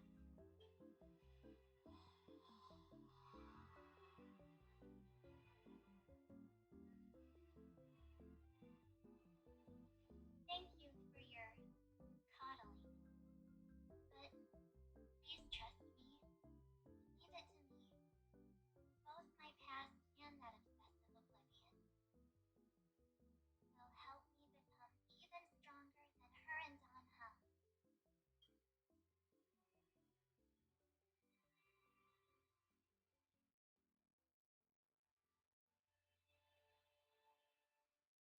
I'm sorry for becoming an obstacle in your journey. Don't apologize, Evernight. We're just two sides reflected by the same mirror, aren't we? They're adorable. So, when we bid farewell to our division, Come on. become one. Come on, please. Please. Come on, Evernight. Come on.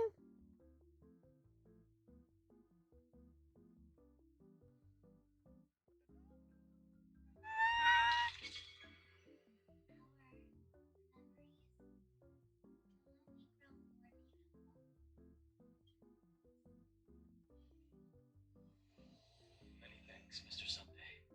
Are they in this memory zone? Yes, but we can't let our guard down. Let's go find them.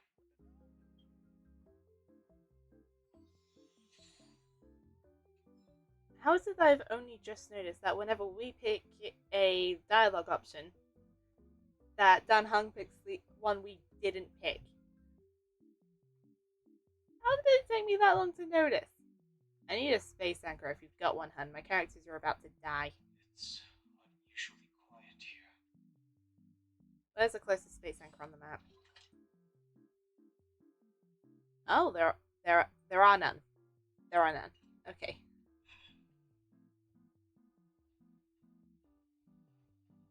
Oh, are they by the docks?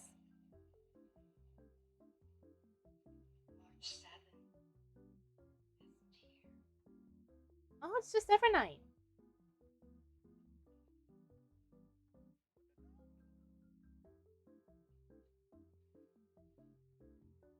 Oh wait, he's back to his 4-star form. Get ready. We can't give her any chance this time. Why did his model change? 3 of a kind. 2 pair. Ace. I thought that was an escape signal. Ace? What? I'm so confused. Ah, cutscene!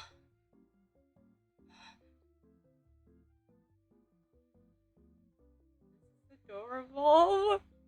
March.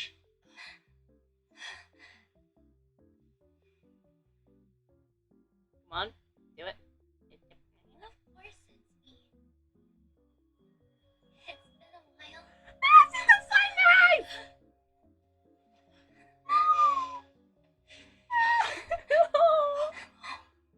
March. I'm back. Finally. My heart.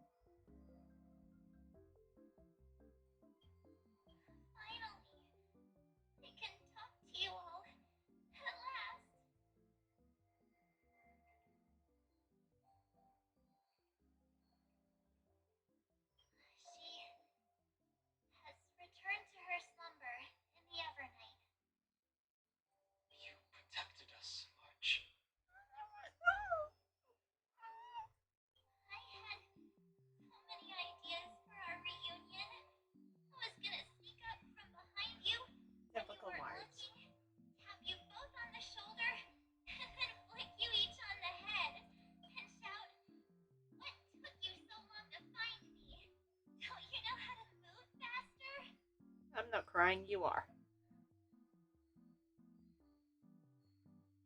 Stop being so serious. Oh. I'm just so happy. We both know that you've been by our side this whole time. This trailblaze journey wouldn't be complete without you. We'll not only trailblaze the future together and save the world, we'll also return to the Express together and towards our next destination. After we complete this trailblaze, let's hold hands and head home together.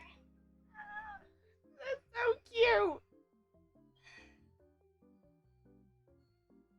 If a new life is to be born, its seed has to be dead. March 7th. When you bid farewell to your past and are born from the six-phased ice. Have you thought about the version of yourself you want to see in the mirror? As of now, I have no intention of making choices for you. You've already decided on your next destination. So, let me exercise oblivion one last time and wipe the name Pure Child Anosrala from your mind.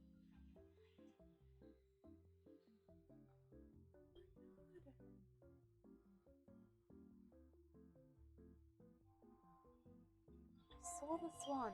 I am an obsession whose purpose it is to protect you. The only memories I have are yours. Therefore, the only one thing I can be sure of. The Garden of Recollection is your enemy. The path of remembrance is far more than what people observe on its surface. And I will not allow you to become this broken conspiracy's next sacrifice. If you ever need me again, feel free to awaken my power.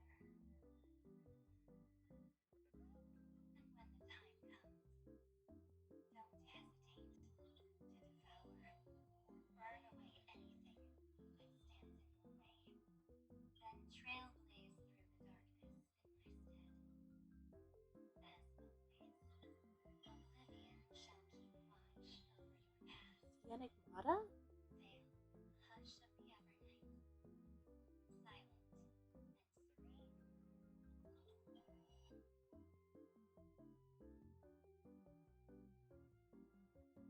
Oh, the chronocognitive anchor readings?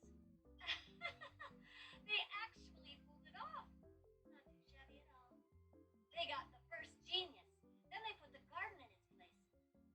This chapter in trailblazing history may not be the last of its kind, but it's certainly the first of its kind.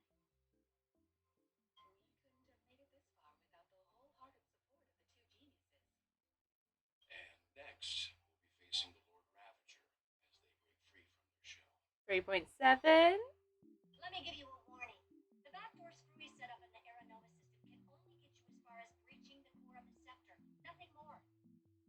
As for those nastier malware programs lurking inside Iron Tomb's belly, you'll have to deal with them as they come. That's more than enough to help us. By the way, how are Mr. Screwlum's preparations coming along? Give him a bit more time. Those screwheads of the Imperial Advisory Council need to understand what the concept of lore means first. The worst case scenario would be them having already dismantled all the fortresses in Screwy's collection while he was away. I've heard Mr. Screwlum's fleet includes planet-class mechs. Hyacinth, Poppy, Oleander. Which one will answer the call? Is that a Hyacinth reference? You sure know your stuff. I'd rather none of them show up and let my space station say something. Never change, Herta. Never change. The memory of this decisive battle is bound to be absolutely magnificent. Hey, you're back. Isn't it? Sorry to keep you waiting, everyone. I also Spill it. The Cienjo Alliance is replying that they are willing to offer what modest support they can in the campaign against Iron. The Alliance? Not just the Rafu? This is really good news. With this, our odds of victory just went up another notch. Whether this news is good or bad remains to be seen. Well, there's 5 to 6 hexafleets, so. What do you mean? Something has happened that even General Jing Yuan couldn't understand. He urgently wants me to inform two geniuses that Emporius' causality has vanished from the matrix of Prescience Ultima. This means the instant in Noosa's calculations is drawing closer to this world. Oh, I forgot Fushuan has that matrix thing. As the Theoros, I have observed. I thought you were gone. The night has faded away, and what I have created, I will destroy. This starry sky will return to freedom and chaos, just as it was in the beginning. Confident, aren't you? Alexa! But from where I stand, it seems you've run out of options. When the Deliverer and her companions fully uncover the secrets of the 13th Titan, Alexa's just gonna keep taunting him, isn't he? that is the moment your schemes come to ruin. Lord Alexagoras, I have granted access to all records concerning the Deluge, as per your request. What I find hilarious is that Alexa is literally just a thing of code in Xandar's head. And he has to yield to literal code. It's the funniest thing. How unfortunate that you'll never admit your own mistakes. Analysis complete. Before I erase you completely, allow me to reveal the truth to you, if only as a courtesy to the final thinker. The Demi-Urge never existed. If it never existed, then where did the nameless Titans 2 come from? He's not even phased. Isn't that exactly why it's called a tomb? Because it only houses the remains of what once was. How'd you not get tongue tied? Let me give you an example from a story you're familiar with. A sage from the grove once conducted an experiment.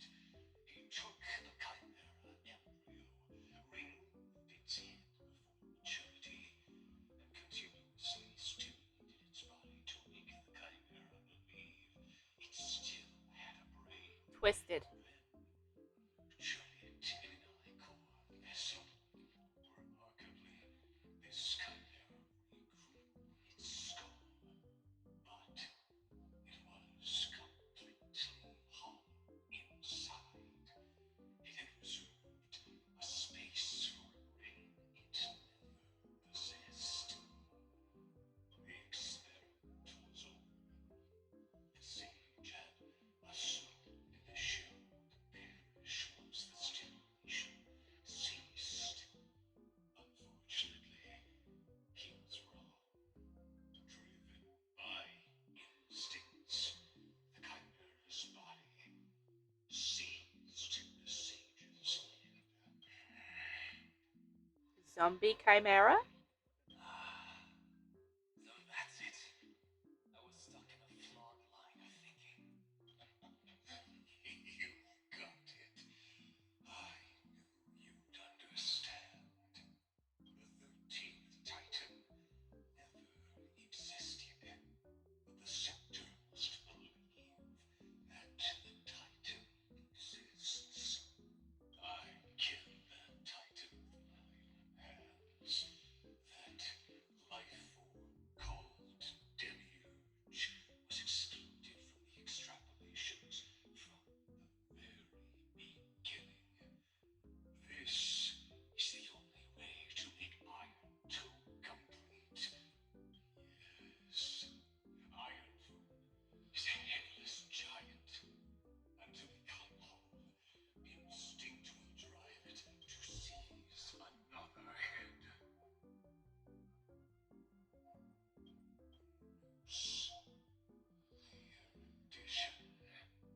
creepy at all. Your Titan, the Eon of erudition. I see. So you were afraid after all. Afraid of history repeating itself. Of losing control over your creation yet again. You had to resort to turning it into a mere puppet. How pathetic is that? I shall shackle God with my own hands. Iron will connect to their body, infiltrate their mind, and guide all their extrapolations toward the destruction. What the hell? The tolling of the doomsday bell. After 13 heartbeats, my first and final basis shall converge at the end of the universe. That's why I buried the demiurge in a corner of my memory. Oh, regrettably, the answer wasn't about fear. I simply forgot long ago. Dear God, you're pathetic.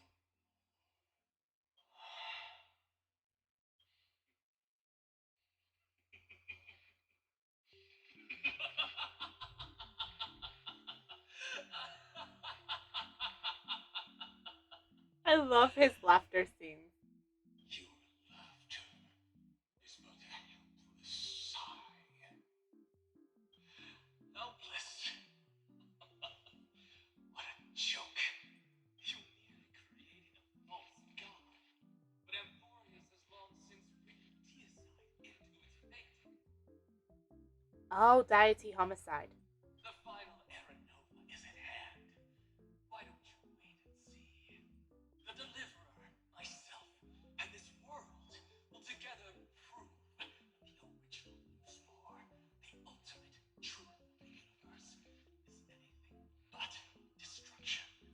See you in the next Sage.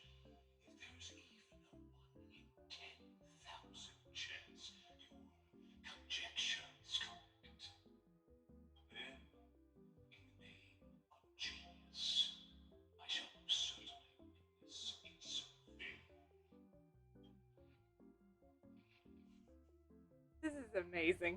All shall bid farewell to one, and that person alone will witness the miracle. Such is the will of fate. But there's 4 people here. But this time, it will be the final flame chase journey. The epic with endless cycles is about to end. The extrapolations of the erudition, the core flames of the destruction, and the textures of the remembrance. The 3 paths converge once again at the world's end. And the Trailblaze will write a new beginning for this world. Not only that, we'll also carry the history of all 30 million recurrences into the new world with us. It wouldn't be an exaggeration to call it a miracle. I'm not used to hearing March 7th's voice come from Evernight's avatar.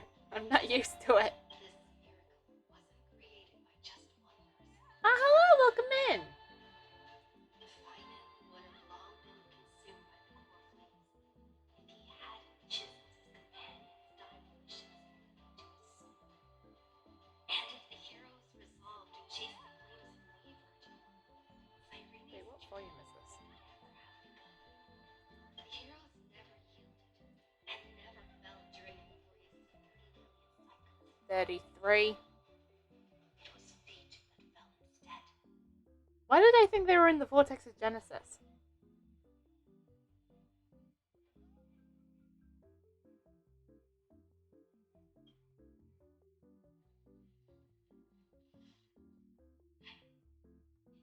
Cyrene? I know you're watching, aren't you? The original Oh? Weird. I still couldn't recover the memories of these 30 million lives in the end. But that doesn't matter anymore, right? I won't make the same choice as you, because that's just who I am, and I will always have my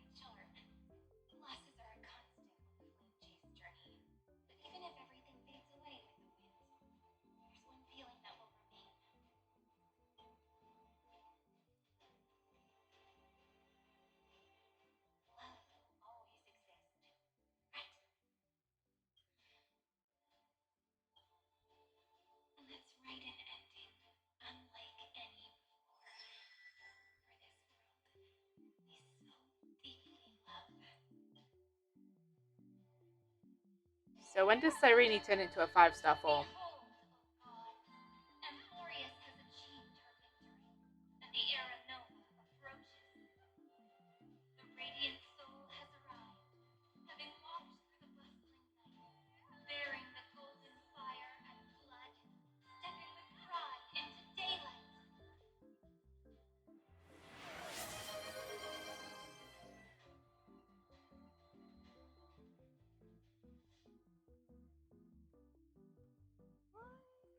Amphorius! I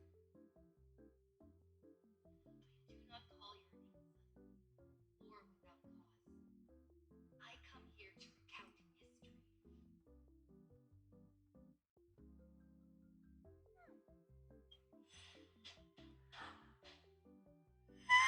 world, they fused burning golden ichor into their bodies. Will destiny remember their names in days to come? I will.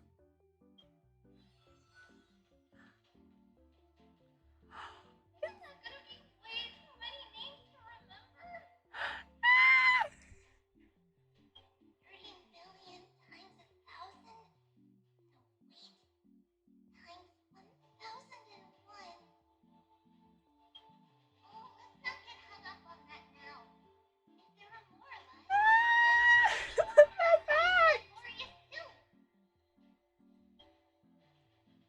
They're back! Together, let's raise the end of the west wind where flowers bloom in spring.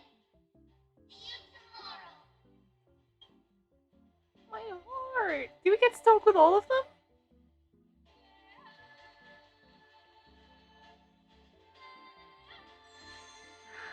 I think we do! Now, the people of this world will no longer be bound by a single rule, but will make their own laws.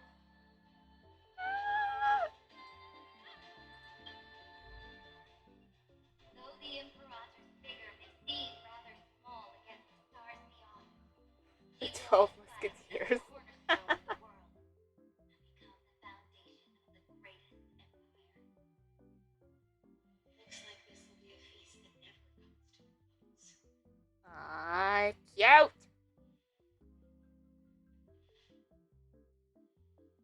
They are definitely an item. May the fish never leave the ocean, but may the days ahead shine like worlds. Give me a minute.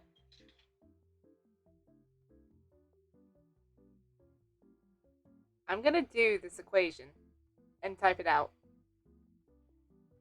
So would it be 37 or 38?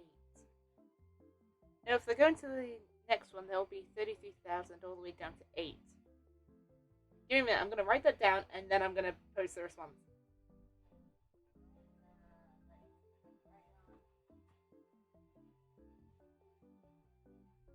I'm writing this down because I want to know.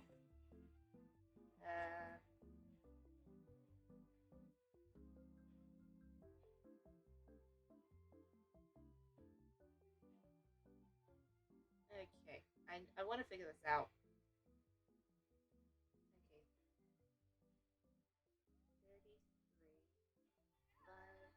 33, 5, 50, 38.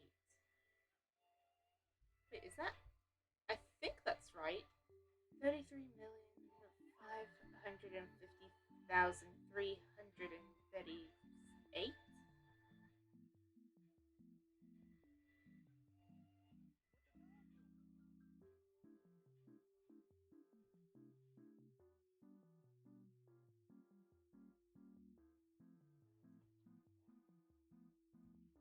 Okay, I've got it. I think it's 33. I think it ends in 3s. Not sure. Ah, Bubbles! Ah, so cute! Watch over all beings. There'll be no more distinctions of status or rank. You, me, and everyone shared hopes. Cute! Reason or defects, they will all be sown by my own hands. If there's anything else to say, I urge future scholars not to put me on a pedestal.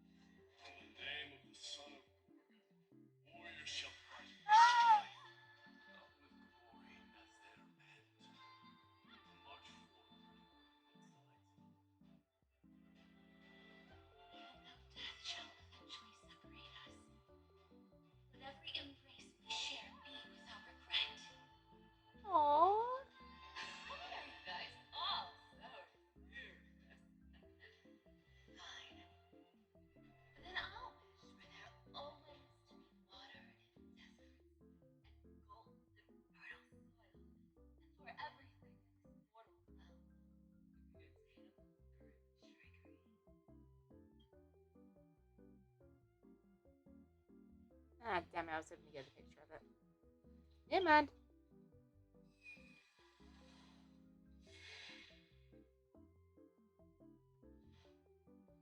Oh, they have to as well? Earth shall protect the past, present, and future, eternally sustaining life. Oh, Earth and Time. Is it my turn? Then let time watch over the past, guide us to the future.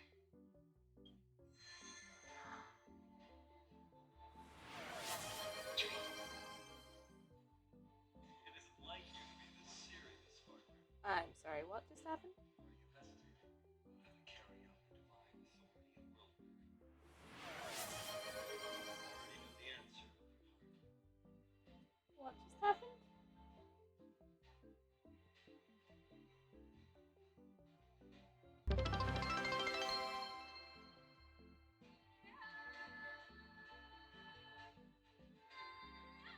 Oh my god, thank you! Ah! Oh, thank you so much!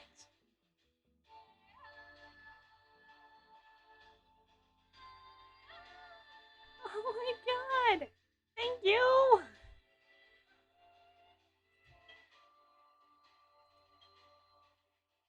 That's right. Just keep moving forward. Your own way. Bring a true dawn to Emporians.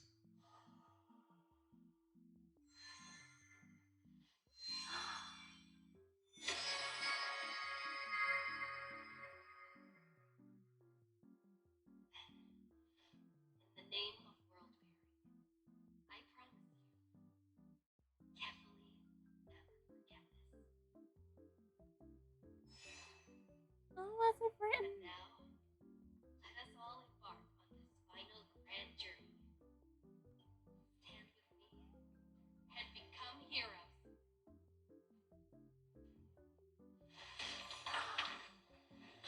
Turn over this weird, eternal page.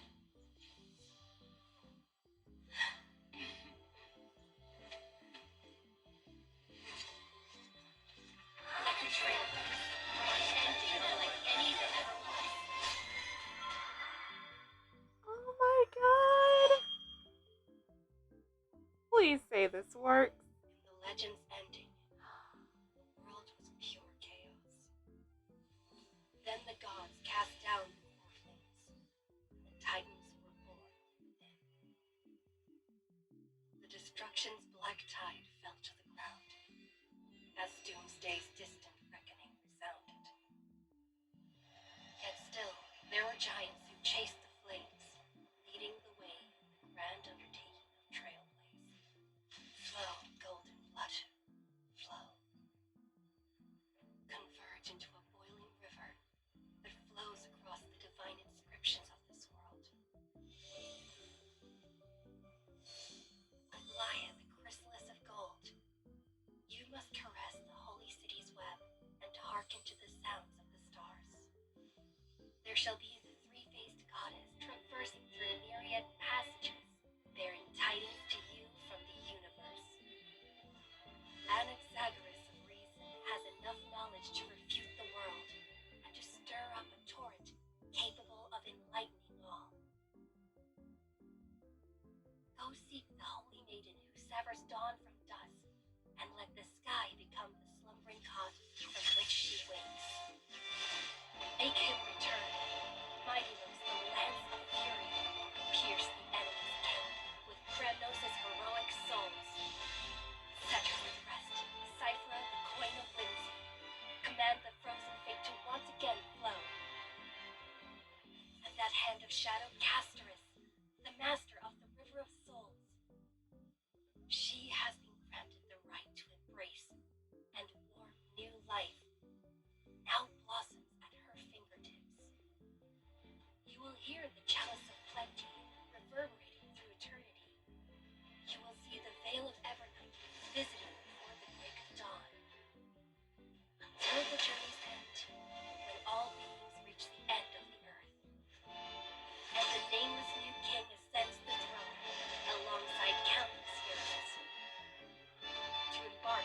grand mission of deliverance. I have witnessed the distant past, where the blazing sun once etched the footprints of humanity. The children of humanity, known as the Chrysos heirs, have restored the gods' core flames and once more upheld the world. Losses are a constant on the flame chase journey, among which even life itself holds little value. Therefore, we cast even ourselves into the flame, only to inscribe the opening stroke in the poem of creation.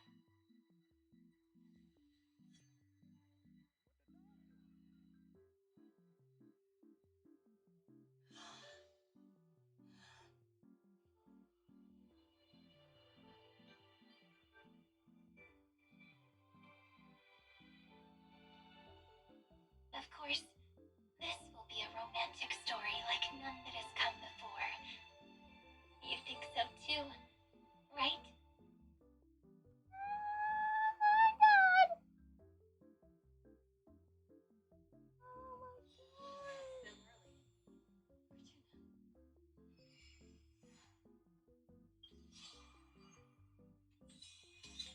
Oh, we finished the story.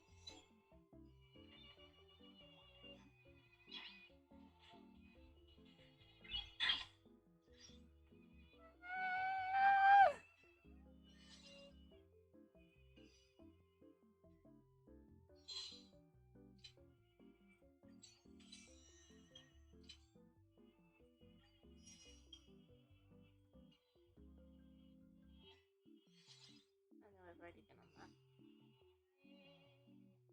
This is amazing! What we get?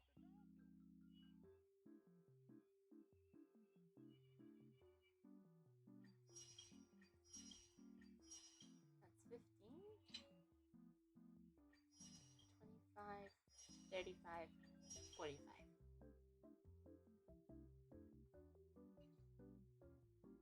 I've hit 1,000! Ah! Oh my god! I've hit 1,000 achievements! Let me take a second one.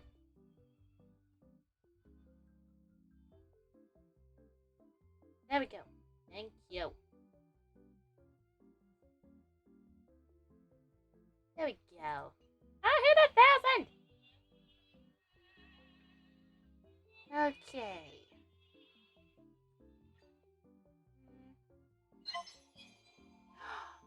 Whoa! It's been a while. Now, what story should I tell you today? Got it. Let me tell you about my treasured memories from the flame chase journey. Oh, what's this? Go view. Oh my god! This has emails! Ah! It's unlocked an email feature. Okay, well now we have to read these.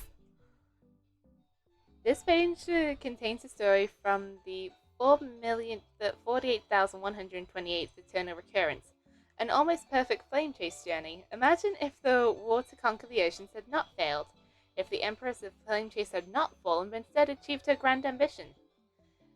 General, cheers and chatter ebbed and flowed through the tavern. The girl playing chess yawned and tossed the queen piece onto the board. As agreed, 100,000 balance coins. Pay up. No way, a little girl like you must be cheating. The candlelight flickers, casting shadows of a towering opponent. In the corner, the musician stops playing the violin, revealing a subtle smile. You seem unfamiliar with proper etiquette, sir. Fortunately, I know a thing or two about swordplay. The sore loser roared in rage, snatched up a stool, and lunged forward. In the ensuing chaos, bystanders who got caught up in the crossfire joined the brawl with the gleeful laughter. The musician weaved through the crowd like a predatory fish. Of course, no one was seriously hurt, as she didn't see any reason to use her real strength here. Only when the tavern floor was littered with bodies did the chess-playing girl finally emerge from the sofa, skipping merrily towards the counter. Do you understand now? This here is Princess of Sea Sirens. alongside the bone-eating mecha shark, first musician of Amphoris, and I am her loyal chess master. Now prepare our rooms and meals. The girl glanced from the corner of her eye at the news clipping posted on the counter. It had already yellowed with age, after all, it was from years ago. The headline was brief and to the point. Flame Chase journey comes to a perfect close. Yes, we won that war called Flame Chase.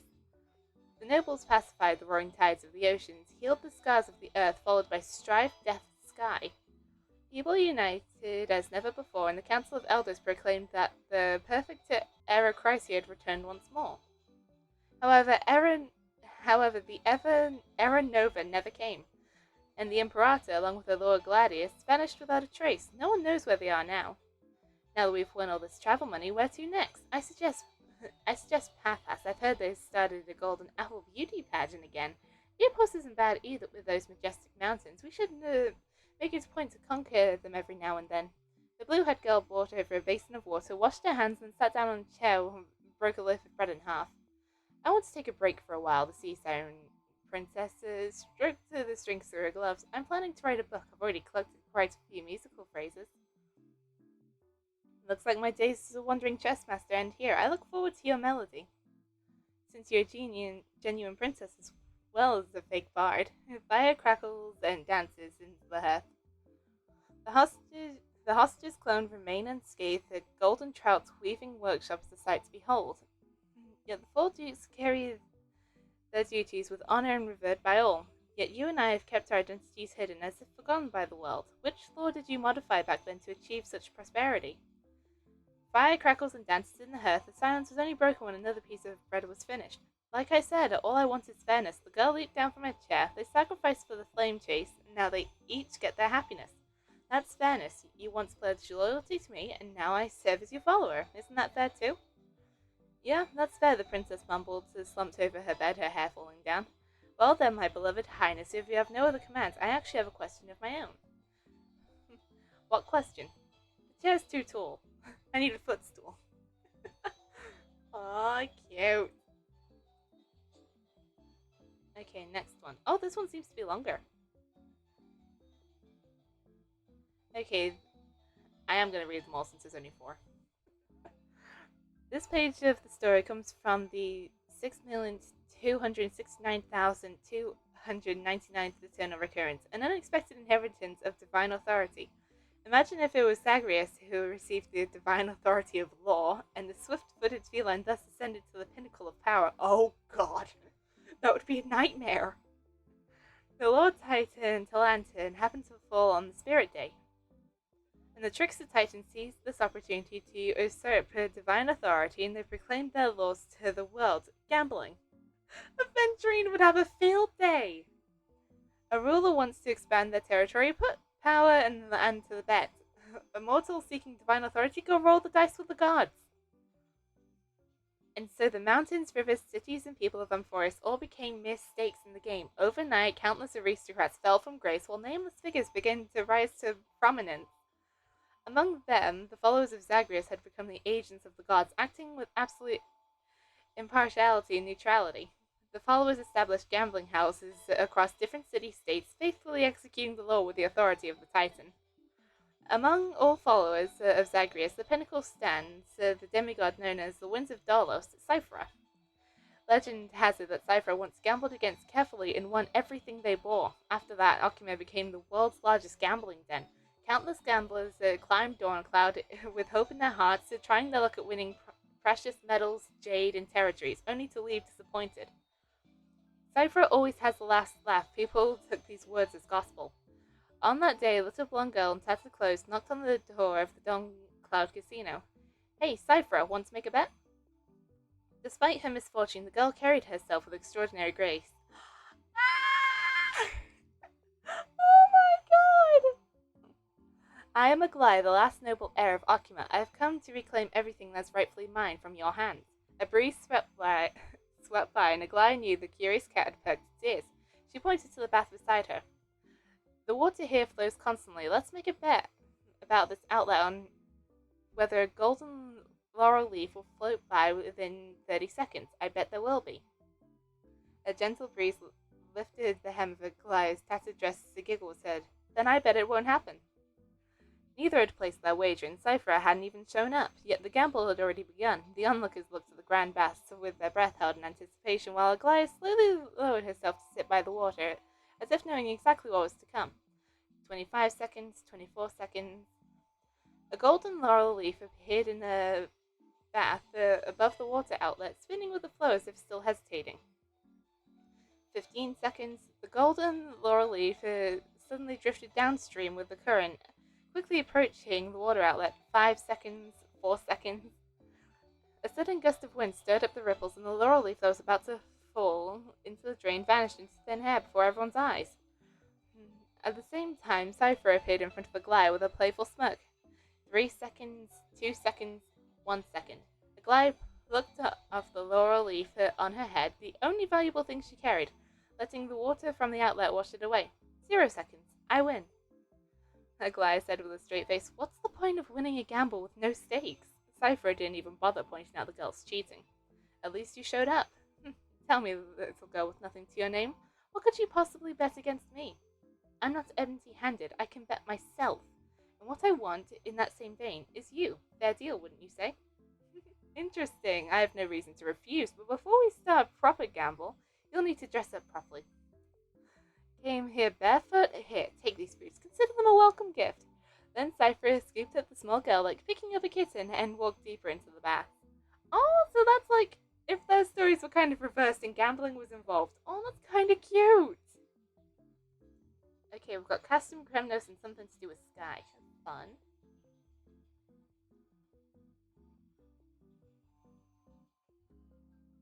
Oh, this is what they were on about in the story. Ah, this is amazing. Okay, this page of the story comes from the 8128th Eternal Recurrence, a wondrous exchange of lives. Imagine if the blonde crown prince of Kremnos had become a sage of the grove, while the frail heretical scholar had taken part in the Kremnos festival. Mother, I've arrived at the Grove of Epiphany. All is well. Please do not worry. The blonde youth wrote a letter home after meticulously arranging his new living quarters. My fellow companions at the Grove have been very kind to me. However, there is one thing that puzzles me. People often say there are no words in Castrum Kremnos' dictionary. What's all that about? Also, there's a school in the Grove called Helcalicium that focuses on physical training, seeking to discover the self through muscle conditioning. I'm quite drawn to it. Okay, this is the whole thing. This is a whole thing. My child, do you remember how my name comes from Gorgo, the first founder of our city? Legend has it that someone erected a monument in their name while they were still alive.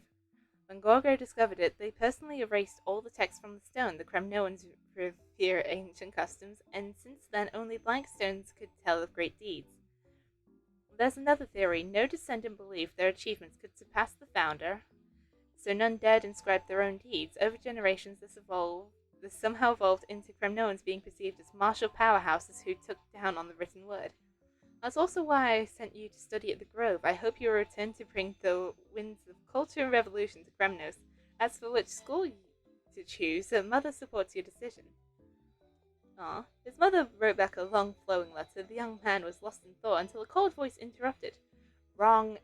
Only now do I understand. Having no words in their dictionary is the Kremnoan's true foresight. Rigid text only holds back human progress.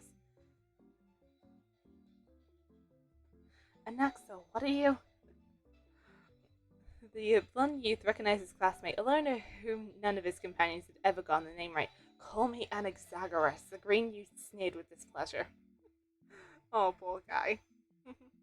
The young man tugged at his eye patch, his uncovered eye brimming with equal parts mockery, indignation, and arrogance, plus a hint of unfathomable depth.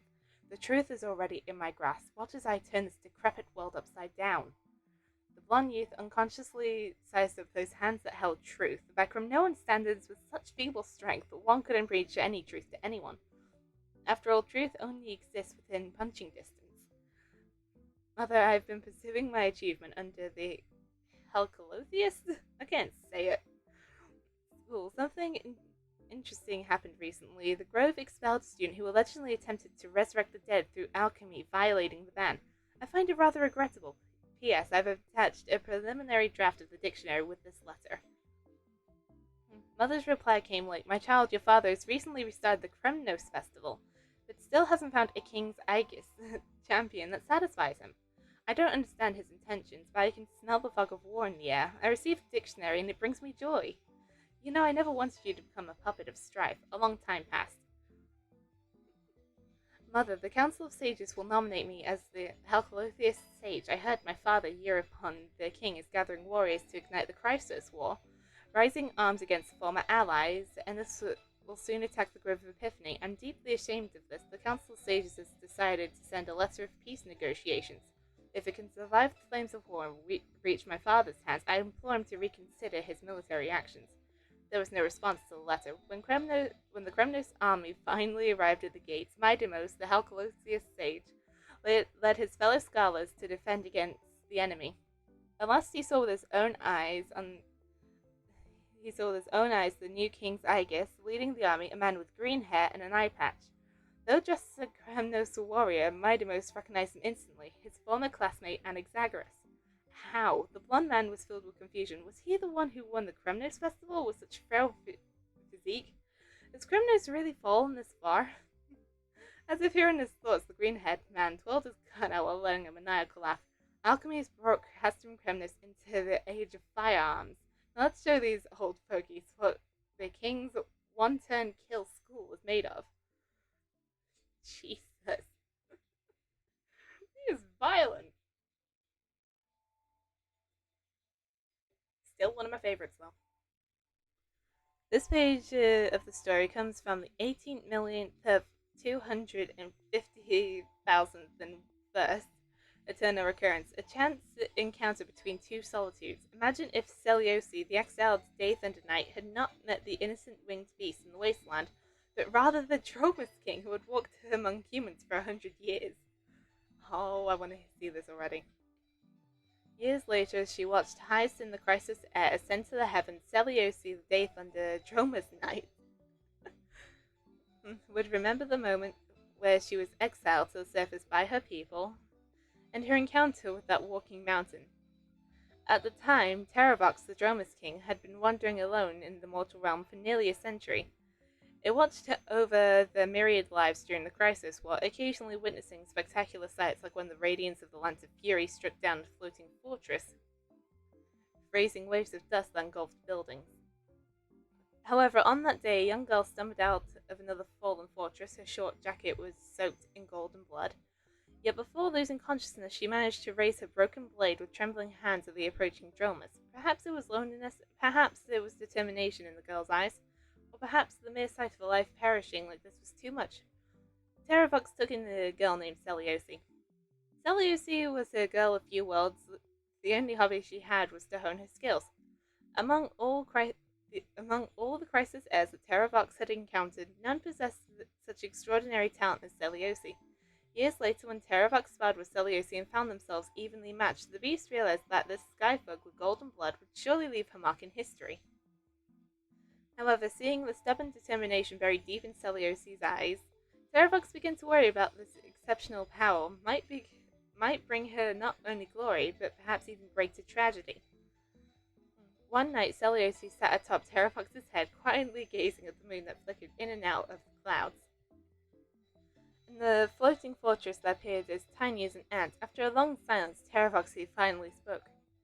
We've journeyed together for so long, yet we've never truly had a heart-to-heart, Seliosi. I wish to know your aspirations. The girl tightened her grip on the short blade. I have witnessed hearts that fall into the abyss of evil because of absurd beliefs. One day I will return to the Fortress of Dome, kill Aquila, and set humanity free. Would killing that god be all that it takes to set humanity free? The girl remained quiet, her stubbornness filling the silence. Seliosi, you've only met those who worship the sky, but I've been to hundreds of city-states. I've witnessed the lens of death where entire cities voluntarily set themselves aflame. I've seen city-states that also worship death, practicing austere penance in ice and snow. Oh, Adonia! That all the more proves that they're prisoners to Titans. If you were like me, born from the bosom of the Titans, you would understand that Titans are more pure-hearted than humans. They hold neither preference nor hatred for their creations. They have long since handed over the power to choose our destiny to us. Easy for you to say, what am I supposed to do?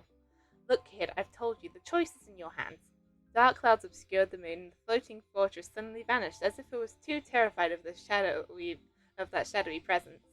Then, as the clouds retreated and the fortress was nowhere to be found, while the moon remained unchanged, shining ever brighter in the girl's eyes. Terravox, I've made up my mind. I want to go down to the mortal realm just like you. I'll save humanity the human way, and until then, let the Eye of Twilight cling to life a little while longer. The Dromus King responded with a gentle growl. Years later, a warrior goddess emerged in Amphoris. Her name was Celiosi and said to be a descendant of both Sunfolk and Rainfolk.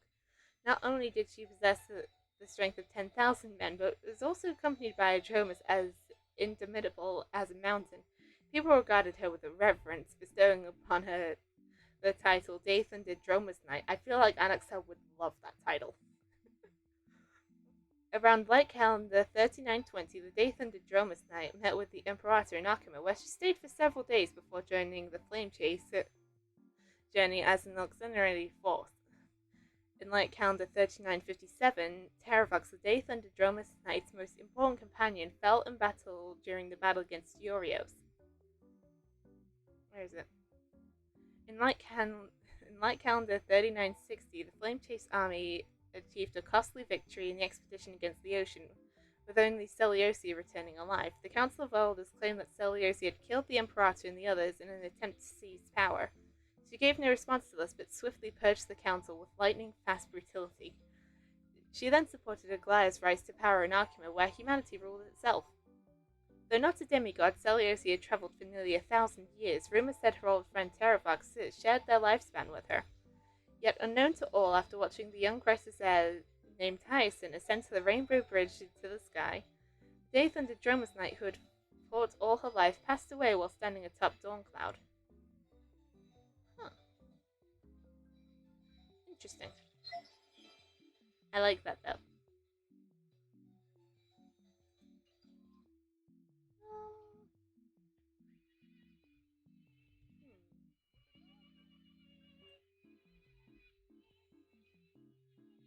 I think we're going to leave the stream here for today, and we'll start with the events and whatever 3.5 wants to bring us next week.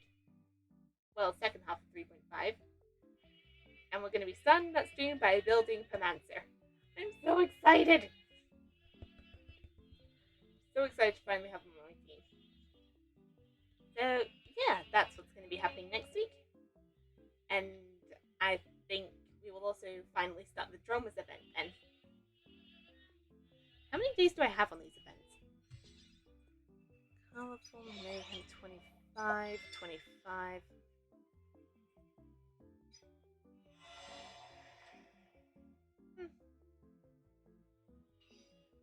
Okay, so yeah, that's what we will be doing next time. Yeah, thank you all so much for tuning in. Yeah, the stream is ending. I'm wrapping it up. So yeah, thank you all so much for tuning in, and I will see you all next time. Bye bye.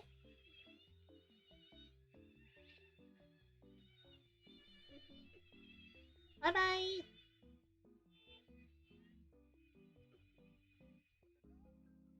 All right. 3, 2, 1.